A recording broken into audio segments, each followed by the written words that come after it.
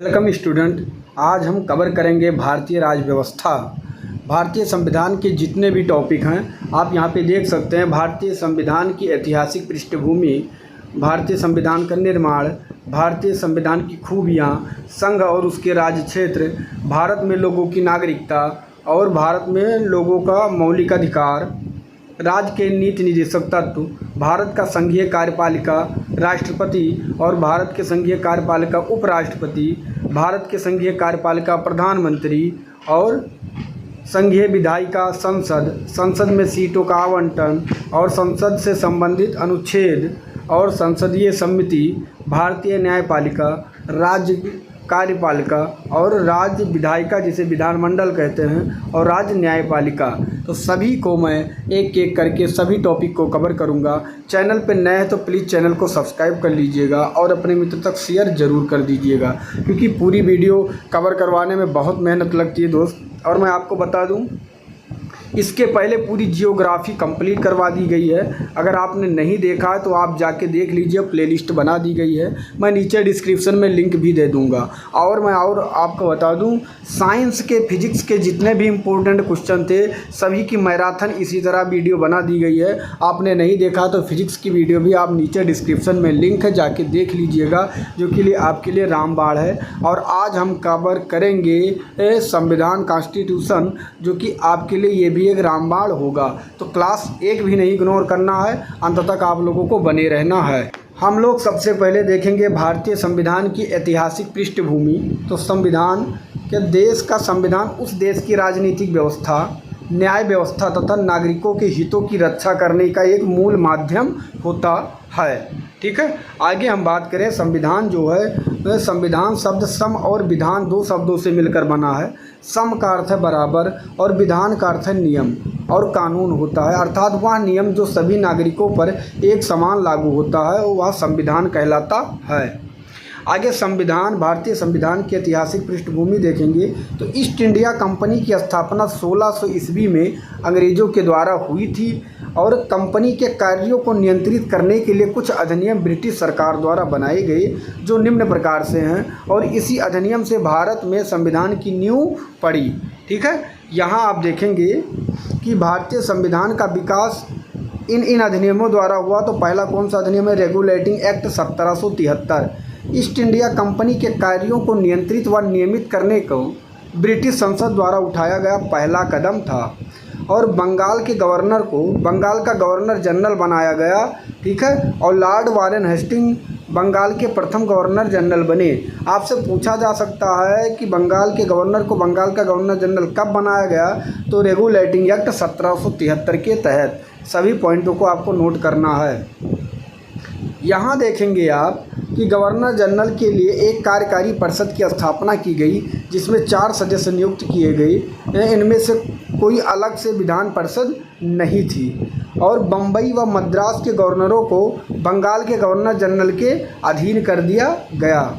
आगे fort William जो कलकत्ता में है वो 1774 ईस्वी में सर्वोच्च न्यायालय की स्थापना अपेक्स न्यायालय के रूप में की गई।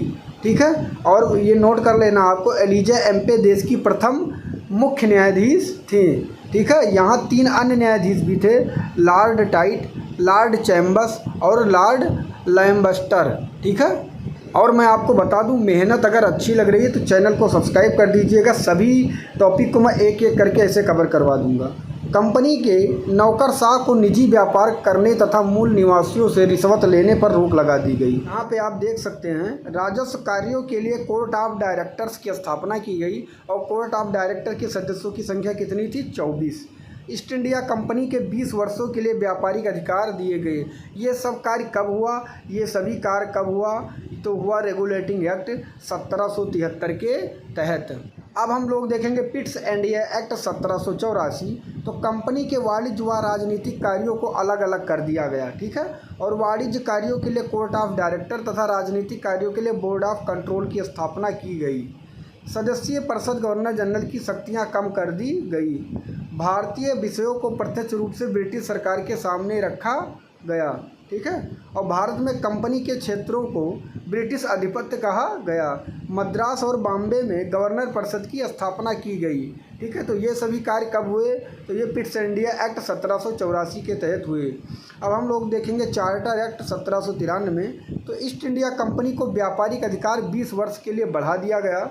और इंडियन सिविल सर्विस 21 अप्रैल 1793 को पहली बार आयोजित हुआ, ठीक है। सिविल सर्विस डे मनाया गया कब? 21 अप्रैल को। और 1793 में राजस्व बोर्ड व राजस्व पुलिस की स्थापना हुई। अब हम लोग देखेंगे चार्टर अधिनियम 1813। तो केवल 2 व्यापारिक अधिकारों को छोड़कर ईस्ट इंडिया कंपनी के सारे व्यापारिक अधिकार खत्म कर दिए गए, चाय का व्यापार और चीन के साथ व्यापार। और आगे देखें तो भारत में कंपनी के व्यापारिक एकाधिकार को समाप्त किया गया तथा संपूर्ण ब्रिटिश के लिए खोल दिए गए। आगे है चार्टर अधिनियम 1833। तो बंगाल के गवर्नर को भारत का गवर्नर जनरल बना दिया गया और भारत के प्रथम governor general lord William Bentinck थे। यह केंद्रीयकरण की दशा में प्रथम कदम था। आगे बात करें तो अधिनियम के तहत ईस्ट इंडिया कंपनी के व्यापारिक अधिकार को समाप्त कर दिया गया। यह केवल प्रशासनिक संस्था के रूप में कार्य कर रही थी। अब हम लोग देखेंगे चार्टर अधिनियम 1853।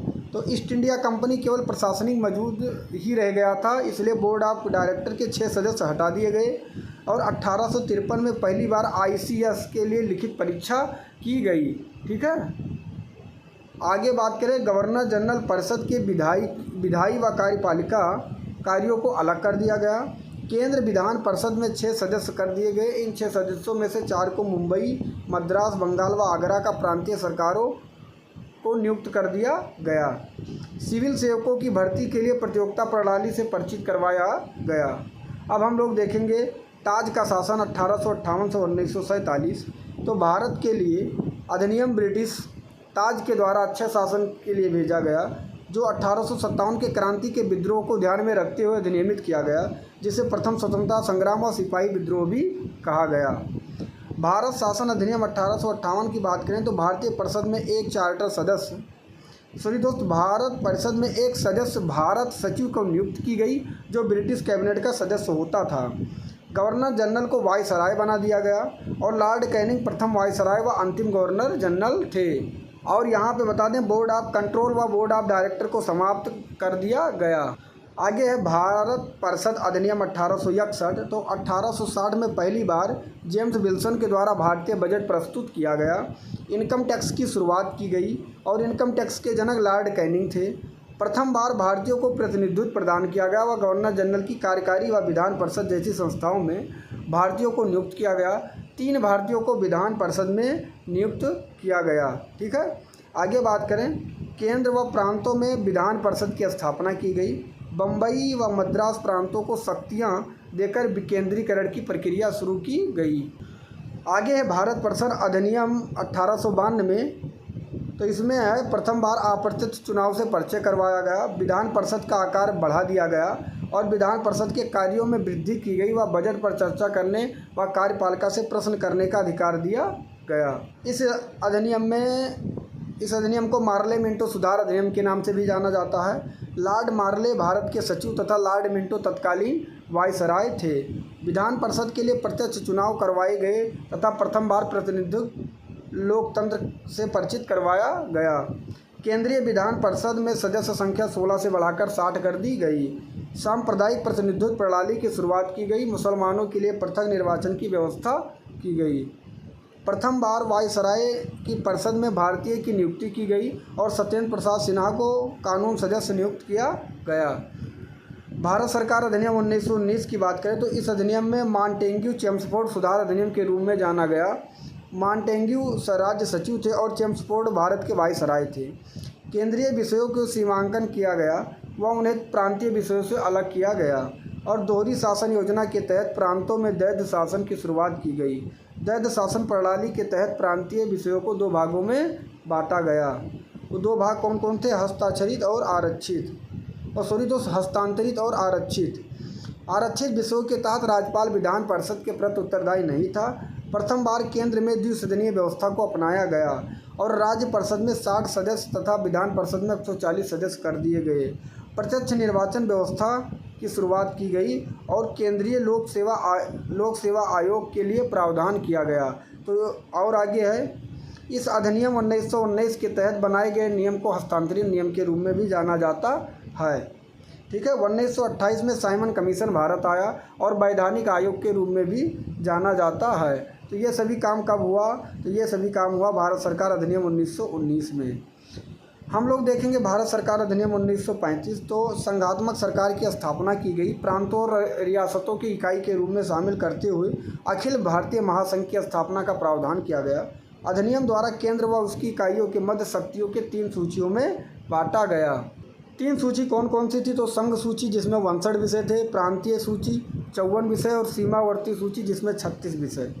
प्रांतों में दैत्य शासन समाप्त कर दिया गया, प्रांतीय स्वायत्तता प्रदान की गई। इस समय 6 प्रांत थे, असम, बंगाल, बॉम्बे, बिहार, मद्रास व संयुक्त प्रांत। संघीय न्यायालय की स्थापना का प्रावधान किया गया, भारतीय परिषद को समाप्त कर दिया गया, केंद्र में दैत्य शासन की शुरुआत की गई और वहाँ की जो अवशिष्ट शक्तियाँ थी वो गवर्नर जनरल को दे दी गई। आगे है भारत स्वतंत्रता अधिनियम 1947। तो इसके द्वारा भारत को स्वतंत्र और संप्रभु राज्य घोषित कर दिया गया। केंद्र व राज्यों में उत्तरदायी सरकार का गठन किया गया। वायसराय के पद को समाप्त करके गवर्नर जनरल बना दिया गया। संविधान सभा को दोहरे कार्य सौंपे गए, संविधान और विधायिका को एक संप्रभु निकाय के रूप में भी घोषित किया गया। कुछ महत्वपूर्ण तथ्य हम लोग भी पढ़ेंगे जो कि पेपर में पूछा जा रहा है। चार्टर अधिनियम 1833 से पहले अधिनियमों को रेगुलेटिंग अधिनियम के बाद को और अधिनियम के बाद को अधिनियम कहा गया है।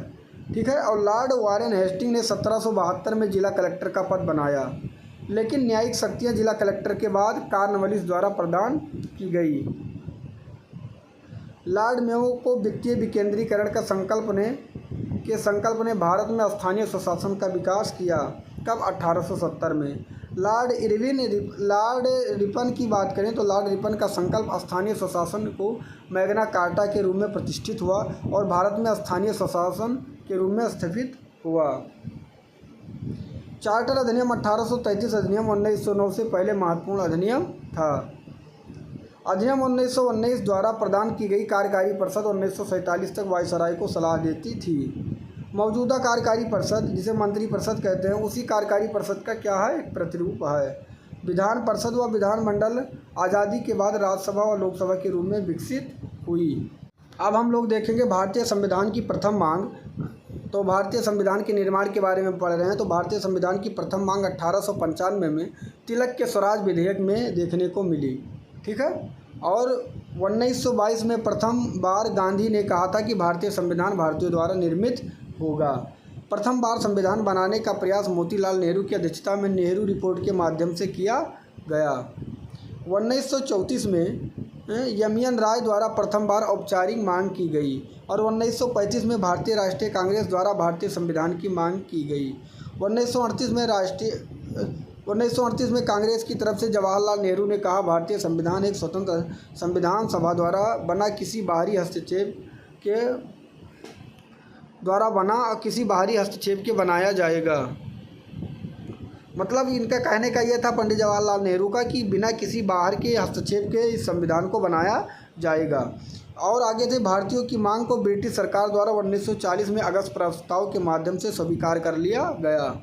आगे बात करें तो 1942 में क्रिप्स मिशन भारत आया। सर स्टैफर्ड क्रिप्स की अध्यक्षता में इसने कहा कि भारतीय संविधान सभी द्वितीय विश्व युद्ध के बाद बनाई जाएगी, परंतु इसके प्रस्ताव में मुस्लिम लीग द्वारा अस्वीकार कर दिया गया तथा संविधान सभा का गठन इसके अनुसार नहीं हुआ। अंततः 1946 में मई में कैबिनेट मिशन योजना 3 ब्रिटिश सदस्यों के रूप में भारत आया। पहला था पैट्रिक लॉरेंस जो अध्यक्ष था, दूसरा थे सर स्टैफर्ड क्रिप्स और तीसरा एवी अलेक्जेंडर। आगे कैबिनेट मिशन की सिफारिशों के बारे में बात करें तो भारतीय संविधान सभा में भारतीयों द्वारा बनाई जाएगी। ठीक है। संविधान सभा भारतीयों द्वारा बनाई जाएगी। संविधान में कुल 389 सदस्य होंगे और 292 प्रांत से, 93 देशी रियासत से और 4 केंद्र शासित प्रदेश से। ठीक है। कहाँ कहाँ से? एक अजमेर, कुर्ग, कर्नाटक, बलूचिस्तान और दिल्ली से। संविधान सभा के सदस्यों की जनसंख्या के आधार पर होंगे लगभग 10 लाख। प्रांतों की सीटों को 3 प्रमुख समुदायों में बांटा जाएगा, मुस्लिम, सिख, सामान्य। प्रत्येक समुदाय के सदस्यों को चयन एकल संक्रमणीय मत प्रणाली द्वारा अनुपातिक प्रतिनिधित्व के आधार पर होगा। संविधान बनाए जाने तक सभी दल मिलकर एक अंतरिम सरकार बनाएंगे। अब अंतरिम सरकार में बात करें, पंडित जवाहरलाल नेहरू क्या थे? प्रधानमंत्री, विदेशी मंत्रालय और राष्ट्रमंडल। सरदार वल्लभ भाई पटेल गृह मंत्रालय, सूचना मंत्रालय, सूचना और प्रसारण मंत्रालय। डॉक्टर राजेंद्र प्रसाद खाद्य, गृह और कृषि मंत्रालय। डॉक्टर जॉन मथाई उद्योग व आपूर्ति मंत्रालय। अब्दुल राव निस्तार डाक और वायु मंत्रालय। आसिफ अली रेलवे व यातायात मंत्रालय। आगे है आई चुंदरीगढ़ वाणिज्य मंत्रालय। सी राजगोपालचारी शिक्षा व कला मंत्रालय।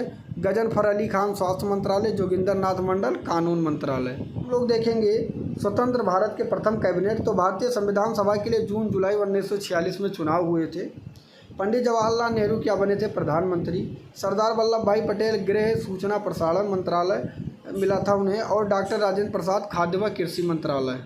मौलाना अबुल कलाम आज़ाद शिक्षा मंत्रालय। डॉक्टर जॉन मथाई रेलवे व यातायात मंत्रालय। डॉक्टर के सन्मुखम वित्त मंत्रालय। Doctor B R. अम्बेडकर कानून व विधि मंत्रालय। आगे बात करें, जगजीवन राम मजदूरी मंत्रालय। सरदार बलदेव सिंह रक्षा मंत्रालय। राजकुमारी अमृता कौर स्वास्थ्य मंत्रालय। C.H. भाभा वाणिज्य मंत्रालय। रफ़ी अहमद किदवाई संचार मंत्रालय। डॉक्टर श्यामा प्रसाद मुखर्जी उद्योग व आपूर्ति मंत्रालय। B.N. गाडगिल कार्य व ऊर्जा मंत्रालय। आगे संविधान सभा के चुनाव का परिणाम। तो कांग्रेस पार्टी को 208 सीटें मिले और मुस्लिम लोग को 73 सीटें मिले। मुस्लिम लीग को 73 सीटें, अन्य दलों को 7 सीटें और निर्दलीय सदस्य को 8 सीटें मिली, जो कि कुल मिलाकर 296 सीटें थी। देशी रियासतों ने चुनाव में भाग नहीं लिया, इसलिए 93 सीटें खाली रह गई। मुस्लिम लीग ने भारतीय संविधान को बहिष्कार किया व अलग पाकिस्तान की मांग की। आगे बात करें तो संविधान सभा के कार्य। तो प्रथम बैठक 9 दिसंबर 1946 को और अध्यक्ष डॉक्टर सच्चिदानंद सिन्हा को। दूसरी बैठक 11 दिसंबर 1946 और अस्थायी अध्यक्ष डॉक्टर राजेंद्र प्रसाद को बनाया गया।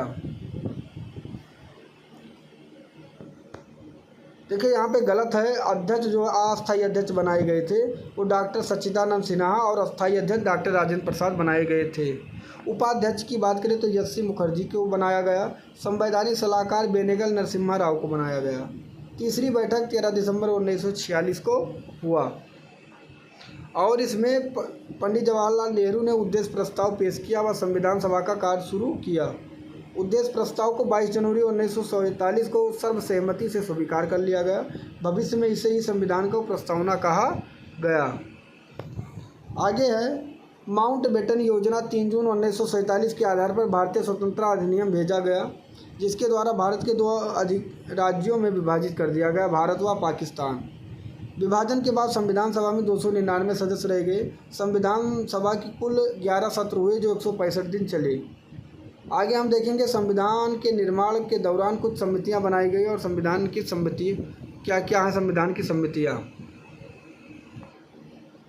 देखिए, यूनियन पावर पंडित जवाहरलाल नेहरू। संघ संविधान जवाहरलाल नेहरू। राज्य के साथ बातचीत जवाहरलाल नेहरू। प्रांतीय संविधान सरदार पटेल। मौलिक अधिकार व अल्पसंख्यक संबंधी समिति सरदार पटेल। आगे मौलिक अधिकार उप समिति के.एम. मुंशी। अल्पसंख्यक उप समिति डॉक्टर J.B. कृपलानी और संचालन समिति डॉक्टर राजेंद्र प्रसाद। झंडा समिति डॉक्टर J.B. कृपलानी। नेक्स्ट है प्रारूप समिति। तो संविधान सभा का सबसे महत्वपूर्ण समिति, जिसे 29 अगस्त 1947 को स्थापित किया गया। प्रारूप समिति के 7 सदस्य थे। भीमराव अम्बेडकर जो कि संविधान के जनक तथा प्रारूप समिति के अध्यक्ष थे।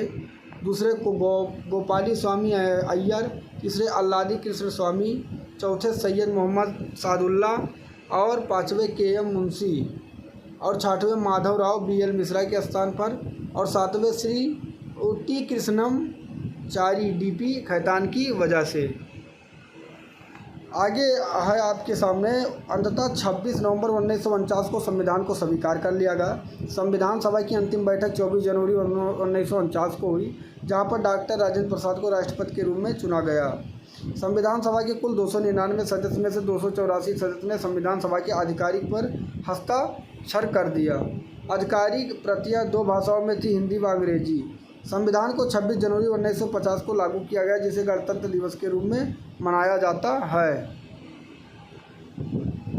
संविधान को बनाने में 2 साल 11 माह 18 दिन का समय लगा और लगभग 64 लाख रुपए का व्यय हुआ। संविधान सभा के कार्य की बात करें तो मई 1949 में भारत के राष्ट्रमंडल का सदस्य बना। भारतीय संविधान में कुल 395 अनुच्छेद जिन्हें 22 भागों में बांटा गया है। पहले 8 अनुसूचियाँ थी, अब वर्तमान में 12 अनुसूचियाँ हैं। राष्ट्रीय ध्वज को 22 जुलाई 1947 को माना गया है।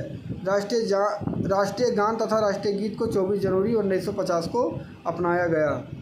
वर्तमान अनुसूचियाँ, तो पहले प्रथम अनुसूची जो है राज्य और केंद्र शासित प्रदेश और उनके क्षेत्रों के सूची में शामिल किया गया है। दूसरी अनुसूची, उसमें राष्ट्रपति, उपराष्ट्रपति, राज्यों के राज्यपाल, लोकसभा अध्यक्ष, उपाध्यक्ष, विधान तथा विधान परिषद के अध्यक्ष, राज्यसभा के अध्यक्ष जैसे विभिन्न पदाधिकारियों के वेतन के प्रावधान शामिल है। भारत में उच्चतम न्यायालय के न्यायाधीश, उच्च न्यायालय, लेखा नियंत्रक या लेखा परीक्षक के वेतन शामिल है।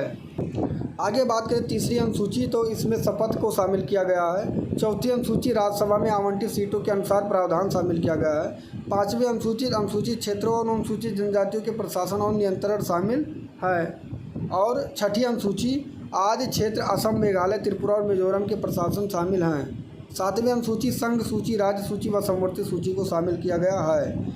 आठवीं अनुसूची 22 समानता प्राप्त भाषाओं में शामिल है। नवीं अनुसूची की बात करें, भूमि सुधार से संबंधित प्रावधान शामिल है। और यह अनुसूची 1951 में पहले संविधान संशोधन द्वारा जोड़ी गई थी। 10वीं अनुसूची, इसमें दल बदल का प्रावधान है और यह अनुसूची 1985 में 52वें संविधानिक संशोधन द्वारा जोड़ी गई। ठीक है। और 11वीं अनुसूची, इसमें पंचायतों के अधिकार व दायित्व शामिल हैं। 73वें संविधान के संशोधन जो 1992 के द्वारा 11वीं अनुसूची जोड़ी गई है। 12वीं अनुसूची की बात करें तो यह नगर पालिकाओं के अधिकार व दायित्व में शामिल है। इस अनुसूची की बात करें तो इस अनुसूची को 1993 में 74वां संविधान संशोधन अधिनियम 1992 के तहत जोड़ा गया। देखिए, अब हम लोग देखेंगे संविधान के 22 भाग। तो संविधान का जो पहला भाग है वह संघ तथा उनके क्षेत्र से संबंधित है और यह अनुच्छेद 1 से 4 तक है। ठीक है। संविधान का जो दूसरा भाग है वो नागरिकता से संबंधित है, जो कि 5 से 11 अनुच्छेद तक है। संविधान का तीसरा भाग 12 से 35 तक है अनुच्छेद में, और ये मौलिक अधिकार से संबंधित है। संविधान का चौथा भाग 36 से 51 अनुच्छेद तक है। यह राज्य के नीति निर्देशक तत्व से संबंधित है। अब बात करें संविधान के 5वां भाग, तो 152 से 237 अनुच्छेद तक ये संबंधित है। ये कार्यपालिका जो है 152 से 168 अनुच्छेद के बीच है। विधायिका जो है 168 से 213 अनुच्छेद और न्यायपालिका 214 से 237 अनुच्छेद के बीच है। और भाग अगर बात करें 7, तो ये अनुच्छेद 238 है। ये 7वें संविधान जो संशोधन अधिनियम है 1956 के द्वारा निरस्त कर दिया गया। ये आपसे पूछा जा सकता है, तो ये आपको नोट कर लेना है। और भाग 7 में 239 से 242 अनुच्छेद के जो बीच है वो केंद्र शासित प्रदेश से संबंधित है। भाग 9 जो है ये अनुच्छेद 243 ए से वो तक पंचायतें से संबंधित है। और भाग 9 ये जो है 243 ए से जेड जी तक नगर पालिकाएँ से संबंधित है। और भाग 9 का बी जो है 243 एच से जेड टी तक सहकारी संस्थाएं से संबंधित है। भाग 10 जो है ये अनुच्छेद 244 में है और ये अनुसूचित व जनजातीय क्षेत्र से संबंधित है। और भाग 11 की बात करें तो ये अनुच्छेद 245 से 263 तक संघ व राज्यों के बीच के संबंध को दर्शाता है। और भाग 12 की बात करें तो ये 264 से 300 अनुच्छेद तक है। इसमें वित्त, संपत्ति और अनुबंध सूट के बारे में बताया गया है। भाग 13 की बात करें तो 301 से 307 अनुच्छेद तक है। इसमें भारत के क्षेत्रों में व्यापार और वाणिज्य से संबंधित जानकारी है। और भाग 14 की बात करें तो इसमें 308 से 323 अनुच्छेद तक ये है। इसमें संघ व राज्य के सेवाएं अधीन जो हैं वो सब बताए गए हैं। भाग 15 जो है ये 324 से 329 अनुच्छेद तक है। इसमें चुनाव से संबंधित जानकारी दी गई है। भाग 16 में अनुच्छेद 330 से 342 तक है।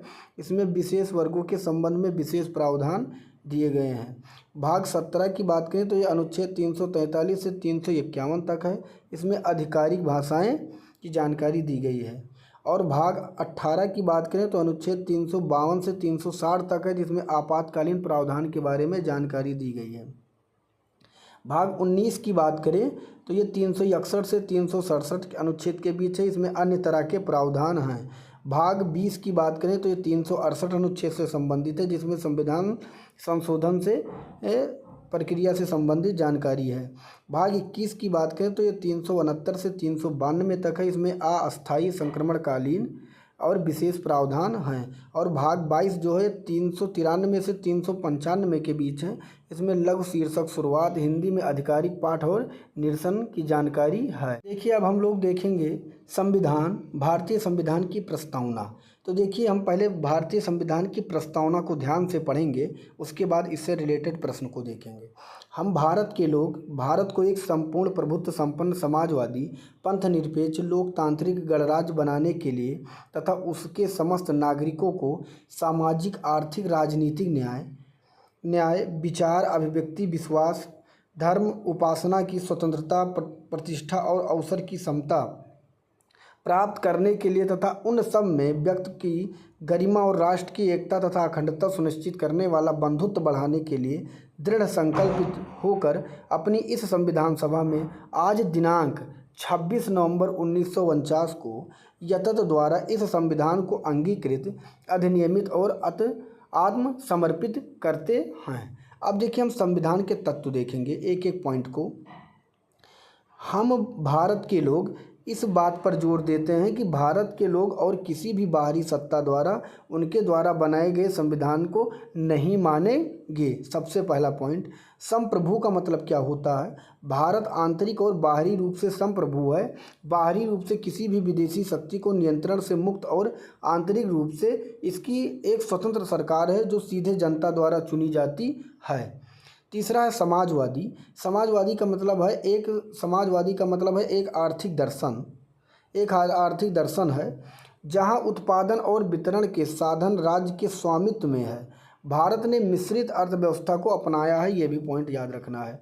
धर्मनिरपेक्ष का मतलब है राज्य के पास कोई अपना धर्म नहीं होगा और सभी व्यक्ति समान रूप से स्वतंत्रता के अधिकार और अपनी पसंद के धर्म का अभ्यास करने के लिए स्वतंत्र रूप से हकदार होंगे। लोकतांत्रिक का मतलब यह होता है कि लोगों की इच्छा से अधिकार प्राप्त है, ठीक है, लोगों की इच्छा से अधिकार प्राप्त है ये। गणतंत्र की बात करें तो राज्य के प्रमुख को प्रत्यक्ष या अप्रत्यक्ष रूप से जनता द्वारा एक निश्चित कार्यकाल के लिए चुना जाता है और भारत का राष्ट्रपति जनता के द्वारा चुना जाता है, ठीक है। अब यहाँ पे है न्याय। तो न्याय जो है इसमें 3 है, सामाजिक आर्थिक और राजनीतिक। आगे बात करें एकता व अखंडता, तो यह शब्द 42वें संशोधन अधिनियम 1976 के द्वारा जोड़ा गया था जो कि एकता के लिए था, ठीक है। आगे है इसको अपनाने की तिथि की बात करें तो 26 नवंबर 1949 को, लेकिन 26 अपनाया गया, लेकिन 26 जनवरी 1950 को लागू हुआ, ठीक है। 26 जनवरी को इस उद्देश्य के लिए चुना गया था क्योंकि 1930 में भारत की स्वतंत्रता की घोषणा पूर्ण स्वराज, ठीक है, पूर्ण स्वराज या स्वतंत्रता की घोषणा को राष्ट्रीय कांग्रेस द्वारा की गई थी। कब? 1930 में। अब हम प्रस्तावना के महत्व के बारे में थोड़ा बहुत जानेंगे। देखिए इस डीपली क्लास को देखने के बाद आपके अंदर का डाउट सभी क्लियर हो जाएंगे और आप पेपर में बेहतर प्रश्न करके आएंगे जितने भी संविधान के हैं। तो प्लीज़ इस क्लास को बिल्कुल इग्नोर नहीं करना है। संविधान सभा की प्रस्तावना उद्देश्य प्रस्ताव पर आधारित है जो 3 दिसंबर 1946 को पंडित जवाहरलाल नेहरू के द्वारा पेश किया गया था, संविधान सभा द्वारा पास किया गया था। जैसा कि भारत के सर्वोच्च न्यायालय द्वारा देखा गया है कि प्रस्तावना संविधान के निर्माताओं के बारे में जानने की कोशिश या प्रयास करता है। 42वें संविधान संशोधन अधिनियम 1946 के द्वारा 3 नए शब्द जोड़े गए। कौन कौन से? समाजवाद, धर्मनिरपेक्ष और अखंडता। अब हम लिखित संविधान के बारे में थोड़ा बहुत जानकारी देखेंगे। तो भारतीय संविधान का निर्माण संविधान सभा द्वारा एक लंबी प्रक्रिया के बाद हुआ जो एक लिखित संविधान है जिसमें मूल रूप से 395 अनुच्छेद, 8 अनुसूचियां, 22 भाग और एक प्रस्तावना थी। संविधान में विभिन्न संशोधनों के माध्यम से कई बदलाव भी किए गए हैं, ठीक है। अब हम विभिन्न स्रोतों से लिया गया पॉइंट उसको देखेंगे। तो भारतीय संविधान सभा ने दूसरे देशों के विभिन्न व्यवस्थाओं को लिया है। लगभग 75% संविधान भारत सरकार अधिनियम 1935 से लिया गया है, ठीक। यहाँ पे आप देखेंगे डॉक्टर भीमराव अम्बेडकर ने ठीक कहा है कि भारतीय संविधान दुनिया के सभी संविधानों में तोड़ फोड़ करने के बाद तैयार हुआ है। अब यहाँ पे हम देखेंगे कि भारतीय संविधान के स्रोत कहाँ कहाँ से लिए गए हैं। तो प्रस्तावना, मौलिक अधिकार, कार्यकारी, प्रमुख रूप में सेनाओं के सेनापति के रूप में, ठीक है, राष्ट्रपति, राष्ट्रपति पर का या राष्ट्रपति पर महाभियोग, उच्च सदन के सभापति के रूप में, और उपराष्ट्रपति, स्वतंत्र न्यायपालिका, न्यायिक पुनरावलोकन, सर्वोच्च न्यायालय, उच्च न्यायालय के न्यायाधीशों को पद से हटाना, ये सभी के सभी यूनियन स्टेट ऑफ अमेरिका से के संविधान से लिया गया है। अब ब्रिटिश संविधान की बात करें तो यहाँ से संसदीय प्रणाली, विधि का शासन, कानून निर्माण की प्रक्रिया, नियंत्रक व महालेखा परीक्षक, एकल नागरिकता, कैबिनेट व्यवस्था, द्विसदनात्मक संसदीय व्यवस्था, ये सभी ब्रिटिश के संविधान से लिया गया है। अब हम लोग देखेंगे ऑस्ट्रेलिया के संविधान से। तो यहाँ से व्यापार वाणिज्य की स्वतंत्रता, समवर्ती सूची, संसद के दोनों सदनों का संयुक्त बैठक, तो ये ऑस्ट्रेलिया के संविधान से लिया गया है। कनाडा से बात करें तो मजबूत केंद्र शक्तियों का विभाजन, संसद की अवशिष्ट शक्तियाँ, राज्यपाल की नियुक्ति, सर्वोच्च न्यायालय के सलाहकारी होना, ये सभी कनाडा के संविधान से लिया गया है। आयरलैंड की बात करें जो कि बहुत पूछा जाता है, राज्य के नीति निर्देशक तत्व से लिया गया है। रूस की बात करें तो ये रूस के संविधान से मौलिक कर्तव्य लिया गया है। आगे संघीय विशेषता हम पढ़ेंगे। तो संघ व राज्य दोनों के मध्य शक्तियों का विभाजन किया गया है जिनका वो प्रयोग करते हैं, इसलिए कहा जा सकता है कि भारत राज्यों का संघ है, अर्थात भारतीय संघीय व्यवस्था किसी समझौते का परिणाम नहीं है, संघ से कोई अलग नहीं हो सकता।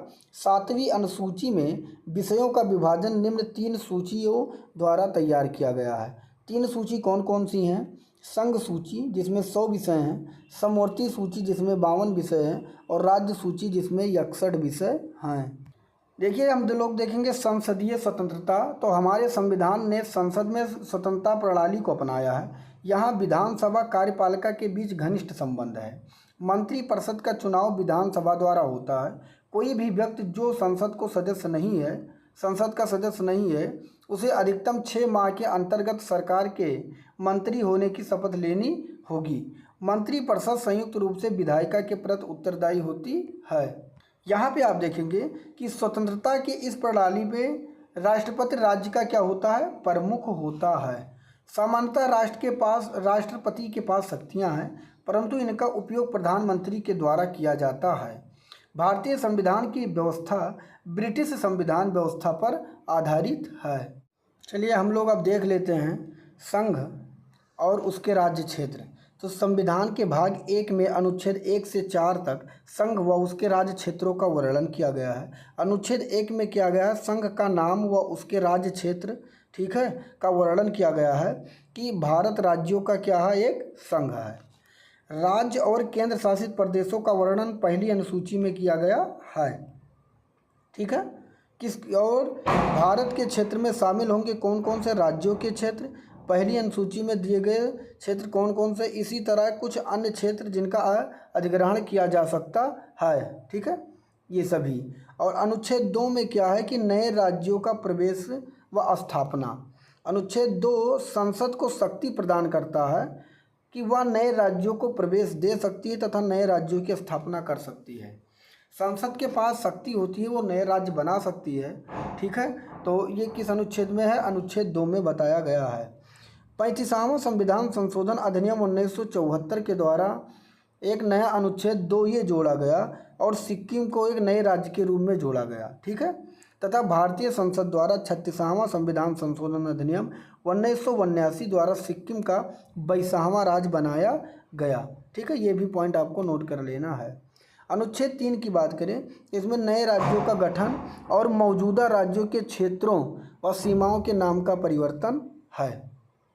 और अनुच्छेद 4 की बात करें तो अनुच्छेद 2 और 3 के अंतर्गत पहली व चौथी अनुसूची में संशोधन व कार्यों को कम किया जा सकता है। देखिए अब हम लोग देखेंगे भारत में लोगों की नागरिकता।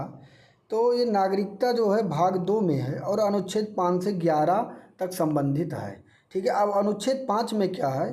तो संविधान के प्रारंभ में नागरिकता है, ठीक है। व्यक्ति भारत का नागरिक तब होगा जब यदि उसका जन्म कहाँ पे हुआ है, भारत में हुआ है, यदि उसके माता पिता से कोई एक का जन्म भारत में हुआ हो, यदि वह भारत के संविधान को लागू होने से ठीक 5 वर्ष पहले से भारत में रह रहे हो, ठीक है, तो ये सभी भारत के नागरिक होंगे। अब अनुच्छेद 6 में क्या कहा गया है कि कुछ ऐसे व्यक्तियों को नागरिकता का अधिकार है जो पाकिस्तान से भारत आए हैं। अनुच्छेद 7 में क्या कहा गया, पाकिस्तान के कुछ प्रवासियों को नागरिकता का अधिकार है जो पाकिस्तान में चले गए हैं, ठीक है। और अनुच्छेद 8 में क्या कहा गया है कि भारतीय मूल के कुछ व्यक्तियों को नागरिकता का अधिकार है जो भारत के बाहर रहते हैं। अनुच्छेद 9 में स्वेच्छा से विदेशी नागरिकता ग्रहण करने वाले नागरिक नहीं होंगे। और अनुच्छेद 10 में नागरिकता के अधिकारों का बना रहना, ठीक है। और अनुच्छेद 11 में संसद द्वारा नागरिकता के अधिकारों का विधि द्वारा विनियमन किया जाना, ठीक है, विनियमन किया जाना। तो ये सभी पॉइंटों को नोट कर लेना है। देखिए बहुत इंपॉर्टेंट है भारत के लोगों का मौलिक अधिकार, ठीक है, मौलिक अधिकार। तो अगर हम बात करें, भारतीय संविधान के भाग 3 में मौलिक अधिकारों को सम्मिलित किया गया है। अनुच्छेद 12 से 35 तक 6 मूल अधिकार को शामिल किया गया था, ठीक है। अब कौन कौन से मौलिक अधिकार हम देखेंगे तो समानता का अधिकार 14 से 18 तक है, स्वतंत्रता का अधिकार अनुच्छेद 19 से 22 तक है, शोषण के विरुद्ध अधिकार अनुच्छेद 23 से 24 तक है, धार्मिक स्वतंत्रता का अधिकार अनुच्छेद 25 से 28 तक है, संस्कृत व शिक्षा का अधिकार अनुच्छेद 29 से 30 तक है, और संवैधानिक उपचारों का अधिकार अनुच्छेद 32 में है। अब यहाँ पे आप देखेंगे अनुच्छेद 12 में उसके परिभाषा का वर्णन है, अनुच्छेद 13 में मूल अधिकारों से असंगत या उनके अल्पीकरण करने का वर्णन है, अनुच्छेद 14 में कानून के समक्ष समानता का वर्णन है, अनुच्छेद 15 में जाति, धर्म, नस्ल, लिंग व जन्म स्थान के आधार पर भेदभाव निषेध का वर्णन है, और अनुच्छेद 16 में लोक सेवाओं में अवसर की समानता का वर्णन है। अनुच्छेद 17 में अस्पृश्यता का अंत है, और अनुच्छेद 18 में उपाधियों का अंत है। जैसे उपाधि का मतलब कोई भी उपाधि सैन्य व शिक्षा के क्षेत्र में दी जा सकती है। भारतीय नागरिक किसी भी देश से कोई उपाधियां स्वीकार नहीं करेंगे। कोई व्यक्ति यदि भारत का नागरिक नहीं है तथा भारत में किसी लाभ के पद पर कार्य कर रहा है तो बिना राष्ट्रपति के अनुमति का कोई उपाधि ग्रहण नहीं कर सकता है। इसका मतलब ये हुआ कि जैसे अगर आप किसी सरकारी पद पे हैं तो आप उस उपाधि को तो आप ग्रहण कर लेंगे, लेकिन अगर आप सोचें कि मैं राजा एक उपाधि रखकर, जैसे लोग कह सकते हैं वो अलग चीज़ है, लेकिन आप अपने हिसाब से एक उपाधि नहीं रख सकते हैं। ये संविधान में अनुच्छेद कहाँ पे 18 में बताया गया है। अब हम देखेंगे स्वतंत्रता का अधिकार अनुच्छेद 19 से 22। तो 19 में क्या है कि वाक से संबंधित कुछ अधिकारों का संरक्षण है, ठीक है। 19 के काम में क्या दिया गया है, वाक व अभिव्यक्ति की स्वतंत्रता है। 19 खा में बिना युद्ध व हथियारों के सम्मेलन करने के लिए स्वतंत्रता है। और 19 गा में है संघ, संगठन व सहकारी समिति बनाने के लिए स्वतंत्रता। 19 घा में पूरे भारत में स्वतंत्र रूप से आवागमन की स्वतंत्रता। और 19 के अंगा में भारत के किसी भी क्षेत्र में निवास करने व बसने की स्वतंत्रता। और 19 चा में है किसी भी पेशे या व्यवसाय को चलाने तथा व्यापार करने के लिए स्वतंत्रता। अनुच्छेद 20 में अपराधों के लिए सजा के संबंध में संरक्षण है। और अनुच्छेद 21 में प्राण व दैहिक की स्वतंत्रता है। अनुच्छेद 21 के ये की बात करें तो ये शिक्षा की स्वतंत्रता है। यह अनुच्छेद 6वें संविधान संशोधन अधिनियम 2002 के द्वारा जोड़ा गया, ठीक है। अनुच्छेद 22 की बात करें तो कुछ मामलों में गिरफ्तारी के विरुद्ध संरक्षण से संबंधित है। अब हम लोग देखेंगे शोषण के विरुद्ध अधिकार। तो ये अनुच्छेद 23 मानव दुर्व्यापार और बालात्श्रम निषेध से संबंधित है। अनुच्छेद 24 जो है बालकों को कारखाना में काम करवाना निषेध है जो कि 14 वर्ष से कम हो। यह अनुच्छेद 24 से संबंधित है। अब धार्मिक स्वतंत्रता के अधिकार में देखेंगे तो अनुच्छेद 25 जो है यह अंतःकरण की और किसी भी धर्म का आबाद रूप से मानने या आचरण और प्रचार करने की स्वतंत्रता है। अनुच्छेद 26 धार्मिक कार्यों के प्रबंध की स्वतंत्रता है। और अनुच्छेद 27 किसी विशिष्ट धर्म में अभिवृद्धि के लिए करों के संप्रदाय के बारे में स्वतंत्रता है। अनुच्छेद 28 की बात करें तो कुछ धार्मिक शिक्षण संस्थाओं में धार्मिक उपासना में उपस्थित होने के बारे में स्वतंत्रता है। अब सांस्कृतिक व शैक्षिक स्वतंत्रता अनुच्छेद 30 से 29 से 30 तक संबंधित है। अब 29 में क्या है, अल्पसंख्यक वर्गों के हितों का संरक्षण। अनुच्छेद 30 में है शिक्षा संस्थाओं की स्थापना व प्रशासन के लिए अल्पसंख्यकों का अधिकार, ठीक है। और अनुच्छेद 32 में है संवैधानिक उपचारों का अधिकार, ठीक है।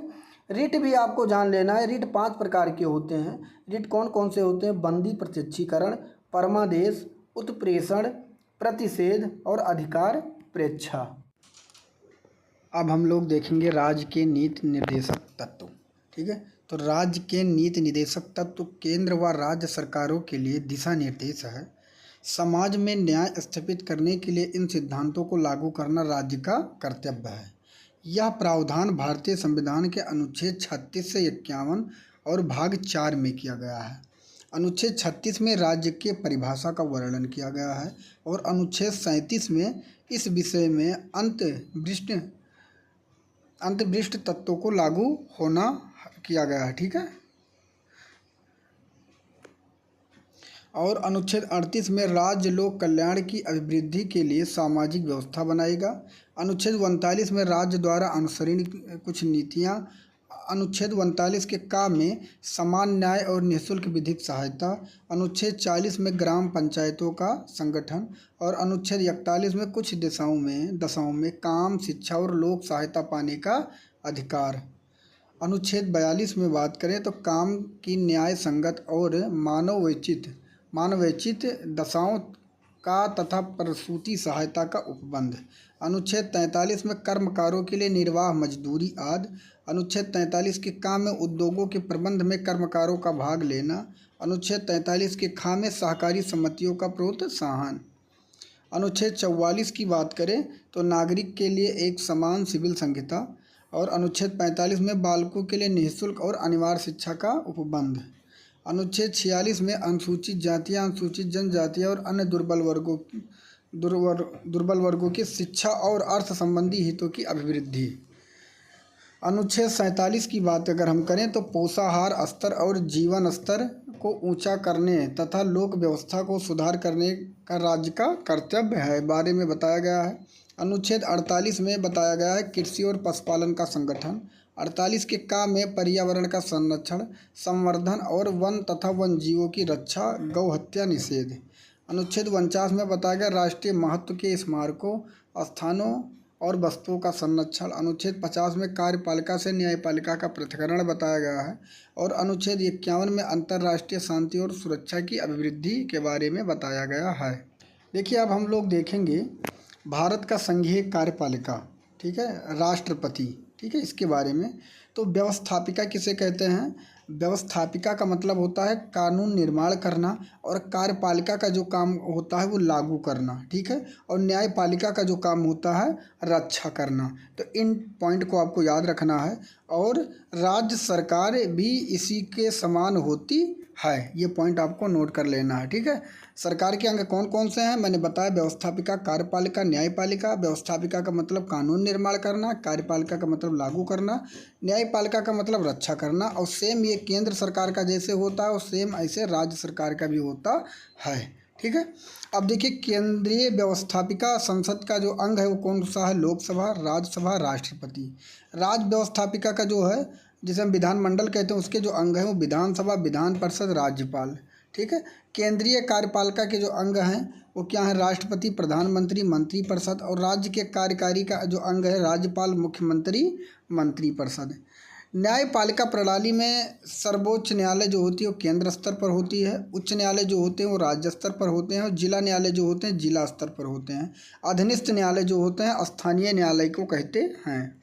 अब हम लोग देखेंगे राष्ट्रपति से संबंधित सभी प्रश्न जो पेपर में पूछे गए हैं। अनुच्छेद 52 जो है भारत में एक राष्ट्रपति होगा, इसके बारे में बताए गए हैं। और अनुच्छेद 53 जो है, अनुच्छेद 53 संघ की संपूर्ण कार्यपालिका शक्ति राष्ट्रपति में निहित होगी, इसके बारे में चर्चा किया गया है। अनुच्छेद 54 में राष्ट्रपति का निर्वाचन एक निर्वाचन मंडल द्वारा होगा और निर्वाचन मंडल के सदस्य के द्वारा, इसके बारे में बताया गया है। संसद के दोनों सदनों के निर्वाचित सदस्य और राज्य विधानसभाओं के निर्वाचित सदस्य होंगे, ठीक है। अनुच्छेद 55 में जो बताया गया है, अनुच्छेद 55 के द्वारा दिल्ली व पौंडुचेरी विधानसभाओं के सदस्यों को भी इसमें शामिल किया गया था, ठीक है। और अनुच्छेद 55 में ये भी बताया गया कि राष्ट्रपति का निर्वाचन अनुपातिक प्रतिनिधित्व पद्धति के अनुसार एकल संक्रमणीय गुप्त मत प्रणाली द्वारा होगा। अब चुनाव प्रणाली की बात करें तो विधायकों का मत मूल्य जो होगा राज्य की कुल जनसंख्या, ठीक है, और बटा राज्य के निर्वाचित विधायक के इसे बट्टा करेंगे और फिर 1000 से भाग देंगे। ये विधायकों के मत का मूल्य होगा। ये पॉइंट आपको याद कर लेना है। सांसदों की जो वोट का मूल्य होता है वो क्या होता है, सभी राज्यों के विधायकों के वोट मूल्य का योग बटा सांसद के निर्वाचित सदस्य और भाग देंगे 1000 से, ठीक है। आगे बात करें, एक उम्मीदवार को चुनाव जीतने के लिए कितने वोट चाहिए, तो यह निम्न प्रकार से तय किया जाता है, ठीक है। कैसे आपको तय करना होगा, तो न्यूनतम कोटा जो होता है कुल वैध मत प्लस 1, ठीक है, और भाग देंगे निर्वाचित सदस्य और प्लस 1, ठीक है। ये न्यूनतम कोटा का फार्मूला है, तो ये पॉइंट आपको नोट कर लेना है। अब हम लोग देखेंगे अनुच्छेद 56। तो अनुच्छेद 56 में राष्ट्रपति पद के लिए कार्यकाल से संबंधित बताया गया है कि राष्ट्रपति का चुनाव पद धारण करने का दिनांक से 5 वर्ष के लिए किया जाता है। राष्ट्रपति पर 2 तरह की परिस्थितियों में खाली हो सकता है। राष्ट्रपति का जो पद वो 2 तरह की परिस्थितियों में खाली हो सकता है। वह उपराष्ट्रपति के नाम त्याग पत्र दे सकता है, पहला पॉइंट, और दूसरा संविधान के उल्लंघन के आधार पर महाभियोग द्वारा हटाया जा सकता है। अनुच्छेद 57 में पुनः निर्वाचन के बारे में बताया गया है और अनुच्छेद 58 में राष्ट्रपति की योग्यता के बारे में बताया गया है। अब राष्ट्रपति की योग्यता क्या होगी, तो वह भारत का नागरिक हो, 35 वर्ष की आयु पूरी कर चुका हो, लोकसभा में चुनाव के लिए योग्य हो, किसी लाभ के पद पर ना हो, ठीक है। इसके अतिरिक्त 50 प्रस्तावक व 50 अनुमोदक जो निर्वाचक मंडल में से हों, ठीक है, और प्रत्येक उम्मीदवार को 15,000 रुपये जमानत राशि RBI के नाम जमा करवानी होती है, ठीक है। इतना आपके पास कंडीशन होना चाहिए क्या करने के लिए, राष्ट्रपति चुनाव के लिए। यदि उम्मीदवार कुल वोटों का 1/6 वोट नहीं प्राप्त कर पाता है तो उसकी जमानत राशि क्या हो जाती है, जब्त। जैसे मान लीजिए अगर 60 मत है और 60 में अगर उसने 10 मत नहीं प्राप्त किया तो जो ये 15,000 रुपये उसने दिया है इसको क्या करता है, RBI जब्त कर लेता है, तो जमानत राशि जब्त हो जाती है। आपने गांव में सुना होगा कि उनकी जमानत भी जब्त हो गई, ठीक है। अब अनुच्छेद 62 की बात करें तो ये राष्ट्रपति पद के लिए शर्तें हैं। इसमें जैसे राष्ट्रपति संसद के किसी भी राज्य के विधानमंडल के किसी सदन का सदस्य नहीं होगा, और यदि संसद के किसी भी सदन का सदस्य है तो राष्ट्रपति बनते ही वह उसे सदन की अपनी सीट खाली कर देगा, ठीक है। और अनुच्छेद 60 में बताया गया राष्ट्रपति द्वारा शपथ ग्रहण करना, कि राष्ट्रपति को पद की शपथ भारत के मुख्य न्यायाधीश द्वारा दिलाई जाएगी तथा उसकी अनुपस्थिति में किसी भी वरिष्ठ न्यायाधीश द्वारा यह कार्य किया जाता है। अनुच्छेद 61 जो है यह राष्ट्रपति पर महाभियोग से संबंधित है। महाभियोग राष्ट्रपति को पद से हटाने की एक प्रक्रिया है। आगे बात करें तो महाभियोग संसद में एक अर्ध न्यायिक प्रक्रिया है जिसमें संसद के मनोनीत सदस्य भी भाग ले सकते हैं जिन्होंने चुनाव में भाग नहीं लिया था। आगे बात करें कि राष्ट्रपति को संविधान के हनन व साबित कदाचार के आधार पर हटाया जा सकता है, वह भी महाभियोग प्रक्रिया के द्वारा। महाभियोग प्रक्रिया लाने से 14 दिन पूर्व इसकी सूचना राष्ट्रपति को देनी होती है। अब देखिए कुछ आपातकालीन शक्तियां हैं राष्ट्रपति के पास। अनुच्छेद 352 जो राष्ट्रीय आपातकाल से संबंधित है, अनुच्छेद 356 जो राज्य आपातकाल से संबंधित है, अनुच्छेद 360 जो कि वित्तीय आपातकाल से संबंधित है। कार्यपालिका की शक्ति की बात करें तो ये अनुच्छेद 52 से 78 तक है। अब देखेंगे अनुच्छेद 53 तो संपूर्ण कार्यपालिका शक्तियाँ राष्ट्रपति में निहित है। संघ व भारत सरकार के सभी कार्यकारी निर्णय राष्ट्रपति के नाम से लिए जाते हैं, ठीक है। अनुच्छेद 75 की बात करें तो प्रधानमंत्री की नियुक्ति राष्ट्रपति द्वारा की जाती है तथा प्रधानमंत्री के सिफारिश के आधार पर राष्ट्रपति द्वारा मंत्रिपरिषद की नियुक्ति की जाती है। अनुच्छेद 76 की बात करें तो राष्ट्रपति द्वारा भारत के महान्यायवादी की नियुक्ति की जाती है। और अनुच्छेद 77 की बात करें तो भारत सरकार के सभी कार्य राष्ट्रपति के नाम से होते हैं, इसके बारे में बताया गया है। अनुच्छेद 78 में राष्ट्रपति को सूचना देने से संबंधित प्रधानमंत्री के कर्तव्य होते हैं, ये आपको पता होना चाहिए, और राष्ट्रपति द्वारा अन्य नियुक्तियां भी हैं। ठीक है। जैसे वह राज्य के राज्यपाल तथा सर्वोच्च न्यायालय व उच्च न्यायालय न्यायाधीशों की नियुक्ति करता है। संघ लोक सेवा आयोग के अध्यक्ष व सदस्यों के, वित्त आयोग के अध्यक्ष व सदस्यों के तथा भाषा आयोग के अध्यक्ष, एसटी एससी ओबीसी आयोग के सदस्य व अध्यक्षों की नियुक्ति करता है। आगे देखेंगे तो वह भारत के नियंत्रक व महालेखा परीक्षक, मुख्य चुनाव आयुक्त तथा अन्य चुनाव आयुक्तों की नियुक्ति करता है। ये पॉइंट आपको याद कर लेना है। अब हम देखेंगे विधायी शक्तियाँ, जिसे हम संसदीय शक्तियाँ भी कहते हैं। तो अनुच्छेद 79 जो है, राष्ट्रपति लोकसभा व राज्यसभा के सदस्य, राज्यसभा और लोकसभा के साथ संसद का अंग होगा, ये बताया गया है। अनुच्छेद 85 में राष्ट्रपति द्वारा संसद का सत्र बुलाया जा सकता है। 17 अवसान में लोकसभा का विघटन भी किया जा सकता है। ठीक है। सत्र के अंत में क्या होता है, लोकसभा को विघटन भी किया जा सकता है। किसमें बताया गया, अनुच्छेद 85 में। 86 में बात करें तो राष्ट्रपति को संसद के दोनों सदनों में अभिभाषण देने व सूचना देने का अधिकार है। 87 में बात करें तो वह प्रत्येक आम चुनाव के बाद वह वर्ष के पहले सत्र में अभिभाषण देता है। और अनुच्छेद 103 में बात करें तो चुनाव आयोग के सलाह से संसद के सदस्यों को अयोग्यता पर निर्णय लेता है। अनुच्छेद 108 की बात करें तो संसद के दोनों सदनों की नियुक्ति बैठक बुला सकता है, जिसकी अध्यक्षता लोकसभा अध्यक्ष द्वारा की जाती है। अनुच्छेद 111 की बात करें तो संसद द्वारा विधेयक पारित होने के बाद राष्ट्रपति के पास भेजा जाता है, जिस पर राष्ट्रपति के हस्ताक्षर होने के बाद वह कानून के रूप में कार्य करता है। और अनुच्छेद 123 जो है, जब संसद में नहीं हो तो वह अध्यादेश जारी करता है। ठीक है। अध्यादेश संसद के सत्र शुरू होने से 6 सप्ताह तक कानून के रूप में कार्य करता है और राष्ट्रपति किसी भी समय अध्यादेश को वापस भी ले सकता है। और अनुच्छेद 331 में क्या है कि वह 2 सदस्य आंग्ल भारतीय समुदाय को लोकसभा में मनोनीत करता है, जिसे शायद हटा दिया गया है। ठीक है। और वह 12 सदस्य राज्यसभा में भी नियुक्त करता है। अनुच्छेद 80 के 1 में बताया गया है, जो सामाजिक सेवा, साहित्य, कला, विज्ञान के क्षेत्र में व्यवहारिक ज्ञान रखते हों। ठीक है। आगे, राष्ट्रपति के सिफारिश के बिना निम्न प्रस्ताव संसद में नहीं रखे जा सकते हैं। भारत में संचित निधि से धन निकालने के लिए धन विधेयक। ठीक है। अगर और राज्यों के नाम, सीमाओं में परिवर्तन तथा नए राज्यों के गठन से संबंधित प्रस्ताव, ये सब अनुच्छेद किसमें है, अनुच्छेद आपको बताया गया 331 में। अब न्यायिक शक्तियाँ के बारे में बात करेंगे तो अनुच्छेद 72, वह किसी भी अपराध के लिए दोषी व्यक्ति को सज़ा को माफ़ भी कर सकता है, कम भी कर सकता है तथा स्थगित भी कर सकता है। अनुच्छेद 124 की बात करें तो वह सर्वोच्च न्यायालय तथा उच्च न्यायालय के न्यायाधीश व मुख्य न्यायाधीशों की नियुक्ति करता है। और अनुच्छेद 143 में किसी भी कानून प्रश्न पर सर्वोच्च न्यायालय से सलाह ले सकता है। हालांकि सर्वोच्च न्यायालय की सलाह मानने के लिए राष्ट्रपति बाध्य नहीं है। अब हम लोग देखेंगे वित्तीय शक्तियाँ। तो कोई भी धन विधेयक राष्ट्रपति के पूर्व सिफारिश के आधार पर ही संसद में रखा जा सकता है। ये पॉइंट आपको नोट कर लेना है। वार्षिक वित्तीय विवरण संसद के समक्ष रखवाता है कौन, राष्ट्रपति। किसी भी अप्रत्याशित खर्च के लिए भारत की आकस्मिक निधि का निर्माण करता है राष्ट्रपति। केंद्र व राज्यों के मध्य धन बंटवारे के लिए सिफारिश प्रत्येक 5 वर्ष पर एक वित्त आयोग का गठन करता है कौन, तो राष्ट्रपति। राष्ट्रपति के सिफारिश के बिना कोई भी अनुदान की मांग नहीं की जा सकती है। एक पॉइंट और आपको नोट कर लेना है कि अंतर्राष्ट्रीय संधि व समझौते पर बातचीत व समापन राष्ट्रपति के नाम से ही होते हैं। हालांकि संसद की अनुमति भी इसी के अधीन आती है। अंतर्राष्ट्रीय मंचों पर भारत के प्रतिनिधित्व करता है और राजदूत उच्चायुक्तों व राजनयिकों को भेजता है तथा वापस भी बुलाता है। ये सब काम किसका है, राष्ट्रपति का। सैन्य शक्ति के बारे में बात करें तो भारत की सेना के सेनापति होता है वो। ठीक है।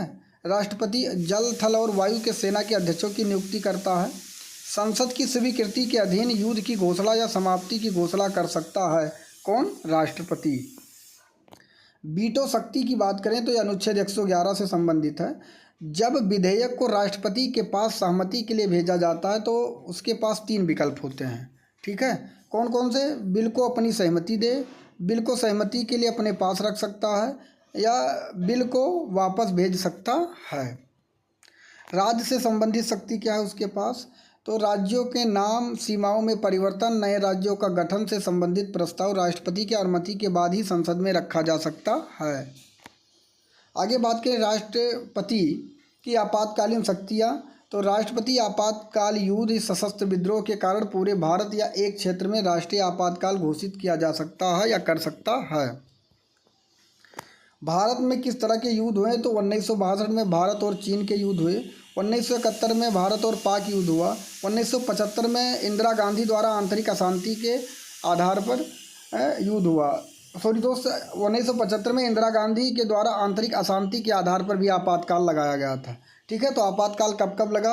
62 में, 71 में और फिर 75 में। अब राष्ट्रपति आपातकाल घोषणा कैसे कर सकता है? ये नहीं कि तुरंत वो चाहे जैसे कर दे। तो आप यहाँ देखेंगे राष्ट्रपति द्वारा निम्न आधारों पर आपातकाल की घोषणा की जा सकती है। पहला क्या है? प्रधानमंत्री व मंत्रिपरिषद से लिखित अनुमति मिलने पर, ठीक है, वो आपातकाल घोषणा कर सकता है। दूसरा है 1 माह के अंदर संसद द्वारा 2/3 बहुमत से अनुमोदित किया जाना अनिवार्य है।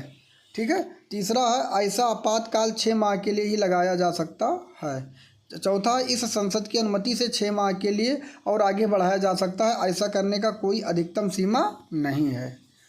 राज्य आपातकाल जो होता है वो अनुच्छेद 356 में होता है। जब राज्यपाल की रिपोर्ट के आधार पर राष्ट्रपति पूरी तरह संतुष्ट हो तो निम्नलिखित माध्यम के आधार पर एक राज्य में आपातकाल लगाया जा सकता है। ठीक है। जैसे कि यदि राज्य संवैधानिक रूप से चलने में असफल हो तो आपातकाल लग जाएगा। संवैधानिक प्रावधान के अनुसार केंद्र के निर्देश के अनुसार राज्य का काम न कर रहा हो। ठीक है। इस तरह के आपातकाल को संसद में 2 माह में स्वीकृति लेनी होती है। वित्तीय आपातकाल की बात करें तो जब राष्ट्रपति को लगे कि देश की वित्तीय स्थिरता व साख को खतरा है तो वह वित्तीय आपातकाल की घोषणा कर सकता है अनुच्छेद 360 के तहत, जो कि अभी तक भारत में नहीं लगाया गया है। ठीक है। अब राष्ट्रपति के बारे में हम बात करें तो डॉक्टर राजेंद्र प्रसाद जो हैं पहले राष्ट्रपति थे 24 जनवरी 1950 से 62 तक। ठीक है। भारत के प्रथम राष्ट्रपति थे, प्रथम मनोनीत और निर्वाचित राष्ट्रपति थे। सबसे लंबा कार्यकाल इन्हीं का है। डॉक्टर राधाकृष्णन की बात करें तो ये 1962 से 67 तक रहे। ये भारत के पहले उपराष्ट्रपति भी थे। प्रथम बार 352 का प्रयोग इन्होंने किया था। चीन युद्ध 1962, ठीक है, इन्हीं के समय में हुआ था। आगे बात करें डॉक्टर जाकिर हुसैन तो ये 1967 से 1969 तक थे। प्रथम मुस्लिम राष्ट्रपति थे और प्रथम जिनकी कार्यकाल के दौरान ही मृत्यु हुई थी, प्रथम राष्ट्रपति थे और इनका सबसे छोटा कार्यकाल था। आगे बात करें बीबी गिरी की तो ये कार्यवाहक थे, उपराष्ट्रपति थे और ये प्रथम कार्यवाहक राष्ट्रपति थे। ये भी पॉइंट आपको नोट कर लेना है। न्यायमूर्ति एम हिदायतुल्लाह 1969 में हुए राष्ट्रपति। ये भारत के मुख्य न्यायाधीश भी थे और दूसरे कार्यवाहक राष्ट्रपति भी थे। अगला प्रश्न है बीबी गिरी तो ये 1969 से 1974 तक थे। ये प्रथम गैर राजनीतिक उम्मीदवार थे। दूसरी बार 352 की घोषणा, जो दूसरी बार मतलब आपातकाल लगा वो बीबी गिरी के शासनकाल में लगा था जब वो राष्ट्रपति थे, जो कि पाक युद्ध हुआ था 1971 में। और पहली बार दूसरी मतगणना जो हुई थी, ठीक है, वो किसके शासनकाल में हुई थी? तो बीबी गिरी के। आगे हम देखेंगे फखरुद्दीन अली अहमद तो ये 1974 से 77 तक रहे। दूसरे व्यक्ति जिनकी मृत्यु कार्यकाल के दौरान हुई और प्रथम बार आंतरिक अशांति के आधार पर आपातकाल की घोषणा इन्हीं के समय लगाई गई। बीडी जत्ती की बात करें तो ये 1977 में कार्यवाहक राष्ट्रपति बनाए गए। ये तीसरे कार्यवाहक राष्ट्रपति थे। प्रधानमंत्री को शपथ दिलाने वाले कार्यवाहक राष्ट्रपति मोरारजी देसाई भी थे। ये पॉइंट नोट कर लेना है। आगे हम लोग बात करेंगे संजीव रेड्डी तो ये 1977 से 82 तक थे और ये सबसे कम उम्र के राष्ट्रपति थे और पहले निर्विरोध राष्ट्रपति चुने जाने वाले थे नीलम संजीव रेड्डी, जो कि बहुत इम्पोर्टेंट है। आगे है ज्ञानी जैल सिंह। ये 1982 से 87 तक थे। ये पहले सिख राष्ट्रपति थे और जेबी वीटो का पहली बार उपयोग अनुच्छेद 111 के तहत इन्होंने ही किया था, मतलब इन्हीं के शासनकाल में हुआ था। आगे है आर वेंकट रमन। ये 1987 से 92 तक थे। ये सबसे उम्र दराज राष्ट्रपति थे जिनकी उम्र 76 वर्ष थी। ये भी पॉइंट आपको नोट कर लेना है। और शंकर दयाल शर्मा भी थे 1992 से 97 तक। के आर नारायण 1997 से 2002 तक, जो कि पहले दलित राष्ट्रपति थे। एपीजे अब्दुल कलाम जो 2002 से 2007 तक थे। आगे आप देखेंगे कि प्रतिभा सिंह पाटिल जो थी ये पहली महिला राष्ट्रपति थी और प्रणब मुखर्जी 2012 से 17 तक थे, जो 2019 में उन्हें क्या मिला था, भारत रत्न मिला था। ये भी पॉइंट आपको नोट कर लेना है। अब देखिए, प्रणब मुखर्जी के बाद आ गए थे रामनाथ कोविंद, और रामनाथ कोविंद के बाद कौन आया, वर्तमान में कौन है, ये आपको कमेंट बॉक्स में बताना है। अब हम लोग उपराष्ट्रपति के बारे में जान लेते हैं। तो अनुच्छेद 63 में कहा गया है कि एक उपराष्ट्रपति होगा। अनुच्छेद 64 में कहा गया है कि राज्यसभा का पदेन सभापति होगा। और अनुच्छेद 65 में कहा गया है कि राष्ट्रपति का पद रिक्त होने पर उपराष्ट्रपति उस पद को संभालता है। ठीक है। और अनुच्छेद 66 में बताया गया जनता द्वारा अप्रत्यक्ष चुनाव। ठीक है, बस इतना पॉइंट आपको नोट कर लेना, ज़्यादा नहीं। और अनुच्छेद 67 में बताया गया है कि इनका जो कार्यकाल होगा वो 5 साल का होगा। ठीक है। और यह राष्ट्रपति को इस्तीफा देकर किसी भी समय अपने पद से मुक्त हो सकते हैं। इस राज्यसभा में विशेष बहुमत द्वारा प्रस्ताव पारित करवाकर तथा लोकसभा द्वारा सहमति देने के पश्चात पद से इन्हें हटाया जा सकता है। अनुच्छेद 68 में जो बताया गया है, उपराष्ट्रपति के पद में रिक्त को भरने के लिए निर्वाचन करने के समय और आकस्मिकता रिक्ति को भरने के लिए निर्वाचित व्यक्ति की पदावधि के बारे में बताया गया है। अनुच्छेद 69 में शपथ बताया गया है, जो कि राष्ट्रपति द्वारा उपराष्ट्रपति को शपथ दिलाई जाती है। और अनुच्छेद 70 में अन्य आकस्मिकताओं में राष्ट्रपति के कार्य का निर्वहन के बारे में बताया गया है। और अनुच्छेद 71 में राष्ट्रपति व उपराष्ट्रपति चुनाव से संबंधित विषय के बारे में बताया गया है। ठीक है। और अब चुनाव से संबंधित विषय मतलब वह भारत का नागरिक हो, अगर इनका चुनाव लड़ना है तो क्या क्या योग्यता होना चाहिए, 35 वर्ष की आयु पूरी कर चुका हो, राज्यसभा के सदस्य के रूप में चुनाव के लिए योग्य होना चाहिए। और आगे है कि केंद्र सरकार, राज्य सरकार किसी स्थानीय प्राधिकरण या अन्य किसी सार्वजनिक प्राधिकरण के अधीन कोई पद न धारण कर रखा हो। आगे है कि उपराष्ट्रपति चुनाव के नामांकन भरने के लिए 20 प्रस्तावक व 20 अनुमोदक होना अनिवार्य है। प्रत्येक उम्मीदवार को 15,000 रुपये RBI के नाम देय राशि जमा करना होता है। ठीक है। अब ये देख लेना है, जो भारत में अब तक राष्ट्रपति उपराष्ट्रपति हुए तो डॉक्टर राधाकृष्णन, जाकिर हुसैन, BB गिरी, GS पाठक, BD जत्ती और हिदायतुल्लाह वेंकट रमन, डॉक्टर शंकर दयाल, KR नारायण, कृष्णकांत, भैरू सिंह शेखावत। आगे है हामिद अंसारी, उसके बाद वेंकैया नायडू, और वर्तमान में कौन है इसके बारे में आपको बताना है। अब देखिए, हम लोग पढ़ेंगे प्रधानमंत्री से संबंधित सभी प्रश्न। तो प्रधानमंत्री की नियुक्ति राष्ट्रपति द्वारा होती है और लोकसभा में बहुपद दल के नेता को प्रधानमंत्री नियुक्त किया जाता है। ठीक है। परंतु जब लोकसभा में किसी भी दल को जब स्पष्ट बहुमत नहीं मिलता है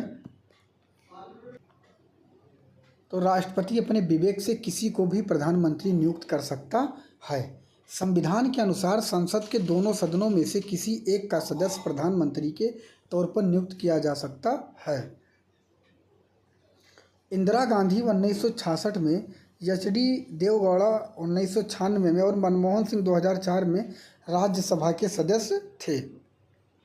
शपथ का व कार्यकाल के बारे में बात करेंगे तो प्रधानमंत्री को पद ग्रहण करने से पहले राष्ट्रपति द्वारा पद व गोपनीयता की शपथ दिलाई जाती है। प्रधानमंत्री का कार्यकाल निश्चित नहीं है, वह राष्ट्रपति के प्रसाद पर्यंत तक पद पर बना रहता है। इसका मतलब यह नहीं कि राष्ट्रपति किसी भी समय प्रधानमंत्री को हटा सकता है। जब तक प्रधानमंत्री को लोकसभा में बहुमत प्राप्त है वह अपने पद पर बना रह सकता है। बहुमत खोने पर उसे त्यागपत्र देना होता है या राष्ट्रपति द्वारा हटाया जा सकता है। ठीक है। आगे बात करेंगे प्रधानमंत्री की कार्य व शक्तियाँ के बारे में। तो राष्ट्रपति द्वारा उसे व्यक्ति को मंत्री बनाया जाता है जिसकी सिफारिश प्रधानमंत्री द्वारा की गई हो। वह सभी मंत्रियों की गतिविधियों का मार्गदर्शन निर्देशन नियंत्रित करता है। वह मंत्रियों की बैठकों की अध्यक्षता करता है व उनके निर्णयों को प्रभावित करता है। ठीक है। आगे बात करें तो मंत्रिपरिषद व राष्ट्रपति के मध्य संचार कड़ी के रूप में कार्य करता है। महत्वपूर्ण नियुक्तियों में राष्ट्रपति को सलाह देता है। नियंत्रक व महालेखा परीक्षक, UPSC के अध्यक्ष, सदस्य चुनाव आयुक्त, वित्त आयोग के अध्यक्ष व सदस्य आदि, ठीक है, को जो प्रधानमंत्री जिसको कहेंगे राष्ट्रपति उन्हीं को नियुक्त करेंगे। ठीक है। संसद के विघटन, सत्रावसान व सत्र बुलाने में राष्ट्रपति को सलाह देता है। कौन देता है? प्रधानमंत्री। राष्ट्रपति को किसी भी समय लोकसभा के विघटन की सिफारिश कर सकता है। वह सरकार की नीतियों को सदन में रखता है। वह आपातकाल के दौरान राजनीतिक स्तर पर मुख्य प्रबंधन के रूप में कार्य करता है। वह सत्ता दल का नेता व लोकसभा में सदन का नेता होता है। वह देश की विदेश नीति को आकार देने में महत्वपूर्ण भूमिका निभाता है। आगे बात करें, वह योजना आयोग जो कि अब नीति आयोग बन गया है उसका अध्यक्ष, राष्ट्रीय एकता परिषद, अंतर्राज्यीय परिषद तथा राष्ट्रीय जल संसाधन परिषद का अध्यक्ष होता है। प्रधानमंत्री से संबंधित अनुच्छेद जो हैं, अनुच्छेद 74 है, राष्ट्रपति की सलाह व सहायता के लिए मंत्रिपरिषद होगी। अनुच्छेद 75 नियुक्ति, वेतन व कार्यकाल जैसे मंत्रियों के अन्य प्रावधान दिए गए हैं। अनुच्छेद 77 में भारत सरकार के कार्यों का संचालन है और अनुच्छेद 78 में राष्ट्रपति को सूचना देने से संबंधित प्रधानमंत्री की शक्ति से संबंधित है। संवैधानिक प्रावधान के बारे में बात करें तो अनुच्छेद 74 राष्ट्रपति की सलाह व सहयोग के लिए मंत्रिपरिषद होगी।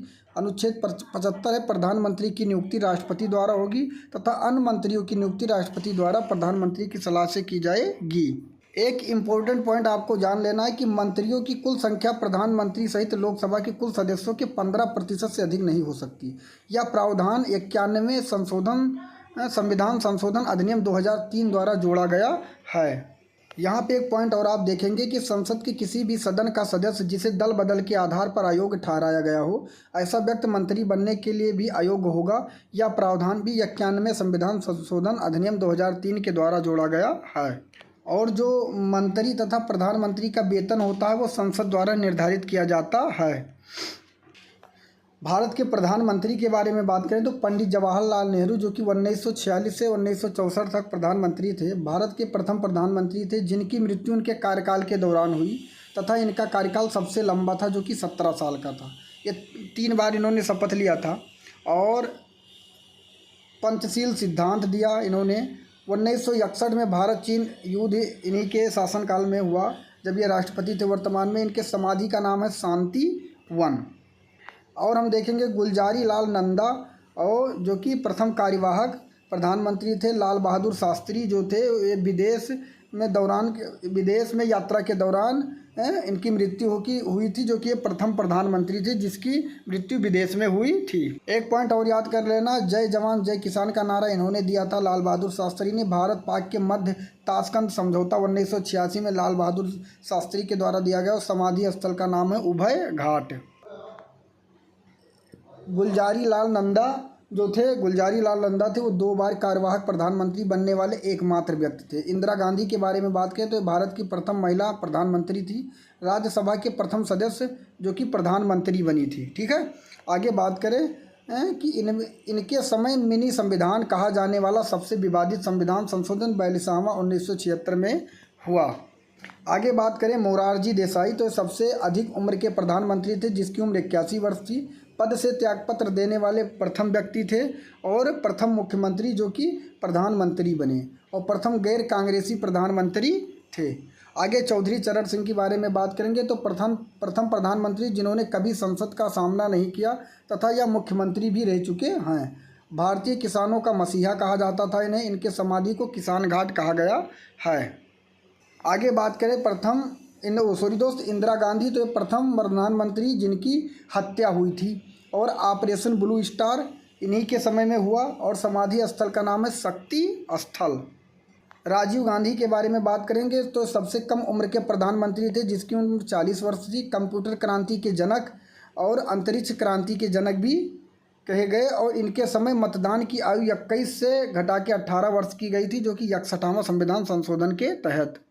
नेक्स्ट प्रश्न है प्रथम प्रधानमंत्री बीपी सिंह के बारे में बात करेंगे तो प्रथम प्रधानमंत्री जिनके खिलाफ अविश्वास प्रस्ताव लाया गया तथा यह मुख्यमंत्री भी रहे।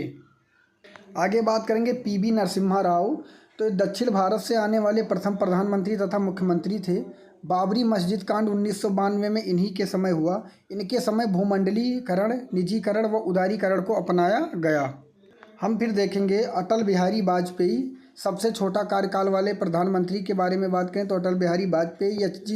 एच डी देवगौड़ा के बारे में बात करें तो राज्यसभा के सदस्य तथा मुख्यमंत्री भी ये रहे। तो सन आप लोग देख लीजिएगा, मैं सन नहीं बता रहा हूँ। अगर इसका PDF पाना चाहते हैं तो आप हमारे टेलीग्राम से जुड़ जाएं जिसका नाम है exam Guruji by Arvind sir. एक पॉइंट और याद रखना है कि अटल बिहारी वाजपेयी फिर से जब प्रधानमंत्री बने 13/10/1999 से 22/5/2004 में, तो इनके समय आगरा वार्ता हुई और 2001 में महासभा में हिंदी में भाषण दिया था। ठीक है, ये भी पॉइंट आपको नोट कर लेना है। डॉक्टर मनमोहन सिंह के बारे में बात करें तो ये पहले सिख प्रधानमंत्री तथा राज्यसभा सदस्य थे।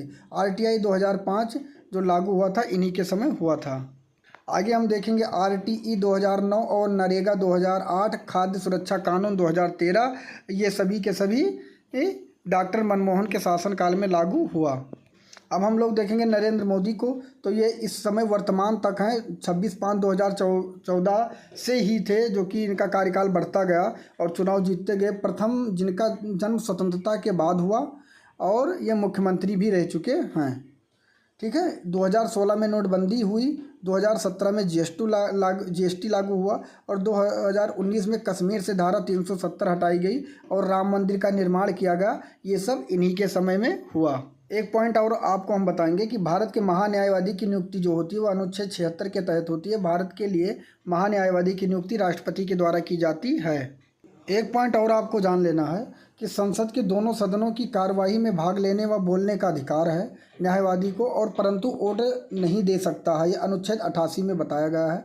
महान्यायवादी देश का प्रथम विधि अधिकारी होता है और महान्यायवादी की सहायता के लिए सॉलिसिटर जनरल होते हैं, जिसके संविधान में कोई वर्णन नहीं है। और जो भारत के पहले महान्यायवादी हैं वो एम.सी. सीतलवाड़ हैं। वर्तमान में कौन है इसके बारे में आपको कमेंट करके बताना है। अब हम लोग संसद से संबंधित सभी प्रश्न को कवर करेंगे। तो संवैधानिक व्यवस्था और संसद के लिए प्रावधान अनुच्छेद 79 से 123 79 से 123 तक है और भाग 5 में संसद से संबंधित प्रावधान किए गए हैं। चलिए हम एक एक को देखते हैं। तो सबसे पहले अनुच्छेद 79 जो संसद है उसके बारे में बात करेंगे। तो संघ के लिए एक संसद का प्रावधान किया गया है, जिसमें राष्ट्रपति तथा 2 सदन होते हैं, जो क्रमशः राज्यसभा और लोकसभा के रूप में जाने जाते हैं। अब देखिए, केंद्र में जो संसद है इसमें जो अधिकतम सदस्य हो सकते हैं लोकसभा की वो 52 और राज्यसभा के जो हो सकते हैं 250 और राष्ट्रपति 1। ठीक है, चयनित सदस्य कितने होते हैं 545, राज्यसभा में कितने 245। ठीक है, और जो लोकसभा के चुने जाते हैं वो सीधे जनता के द्वारा, और जो राज्यसभा के चुने जाते हैं वो जनता द्वारा अप्रत्यक्ष रूप से चुने जाते हैं। ठीक है, राष्ट्रपति जो है वो जनता द्वारा अप्रत्यक्ष रूप में चुने जाते हैं। ठीक है, अगर संसद में बात करें लोकसभा के लिए अगर चुनाव लड़ने के लिए कितनी आयु होनी चाहिए तो 25 वर्ष, और बात करें न्यूनतम आयु और राज्यसभा के लिए 30 वर्ष और राष्ट्रपति के लिए 35 वर्ष उम्र होनी चाहिए। कार्यकाल की बात करें तो लोकसभा का कार्यकाल 5 साल का होता है और राज्यसभा का 6 साल का होता है और राष्ट्रपति का कार्यकाल 5 साल का होता है। अध्यक्ष जो लोकसभा का होता है वो स्पीकर होता है और राज्यसभा का सभापति होता है। ठीक है, और अनुच्छेद जो लोकसभा है वो 81 में बताया गया है और राज्यसभा है 80 में और राष्ट्रपति के अनुच्छेद 52 में बताया गया है। ठीक है, दोनों सदनों के सदस्यों की राष्ट्रपति द्वारा शपथ दिलाया जाता है, ये भी आपको याद रखना है, लोकसभा और राज्यसभा की। अब हम लोग देखेंगे राज्य की विधायिका। तो राज्य की विधायिका में अगर हम बात करें तो विधानसभा में जो न्यूनतम सदस्य हैं वो 60 हैं और विधान परिषद की जो न्यूनतम संख्या है वो 40 है। राज्यपाल 1 होते हैं, ये पता है। जो अधिकतम सदस्य हैं वो विधानसभा में 500 है और विधान परिषद में उसका 1/3 विधानसभा के। ठीक है, और जो विधानसभा के वो सीधे जनता द्वारा चुने जाते हैं और विधान परिषद के जो हैं वो प्रत्यक्ष एवं अप्रत्यक्ष रूप से जनता के द्वारा चुने जाते हैं और राज्यपाल को तो नामांकित किया जाता है राष्ट्रपति के द्वारा। विधानसभा के कार्यकाल की बात करें तो 5 वर्ष का होता है और विधान परिषद का कार्यकाल 6 वर्ष का होता है और जो राज्यपाल का कार्यकाल होता है वो 5 वर्ष का होता है। विधानसभा के जो अध्यक्ष होते हैं वो स्पीकर होते हैं और विधान परिषद के जो अध्यक्ष होते हैं वो सभापति होते हैं। ठीक है, और विधानसभा अनुच्छेद 170 में वर्णन है और विधान परिषद अनुच्छेद 171 में वर्णन है। राज्यपाल 153 अनुच्छेद में वर्णन है। आगे बता दूं, विधानसभा और विधान परिषद दोनों सदनों के सदस्यों को राज्यपाल द्वारा शपथ दिलाया जाता है। एक पॉइंट और आपको याद रखना है, कुछ अपवाद में जैसे गोवा में विधानसभा सीट 40 है, सिक्किम में 32 हैं और पुडुचेरी में 30 हैं।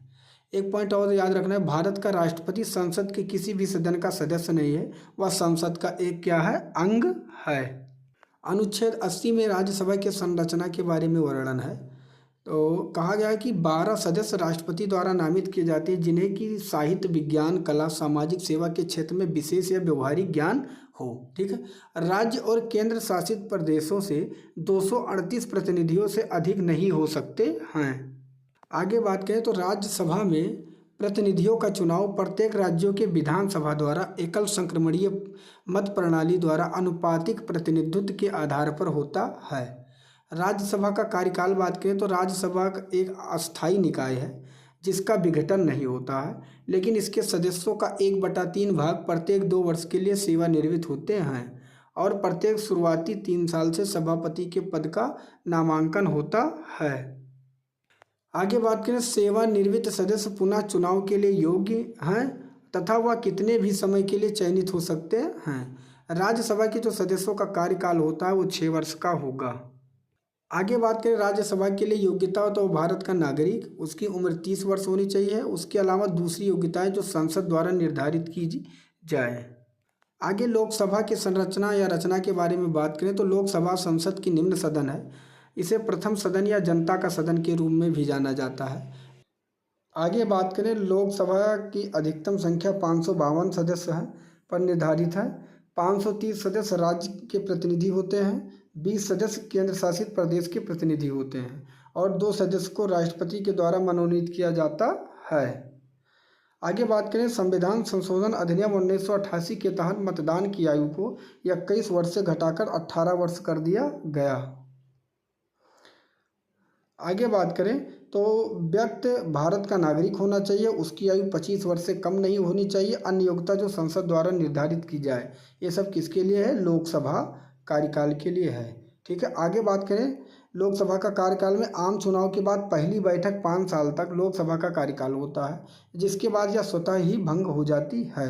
आपातकाल की स्थिति में इस अवधि को बढ़ाया जा सकता है। संसद के सत्र के बारे में बात करें तो राष्ट्रपति समय समय पर संसद के प्रत्येक सदन के लिए बैठक बुलाता है, लेकिन संसद के 2 सत्रों के बीच अधिकतम 6 माह से अधिक अंतराल नहीं हो सकता। आमतौर पर वर्ष में 3 सत्र होते हैं।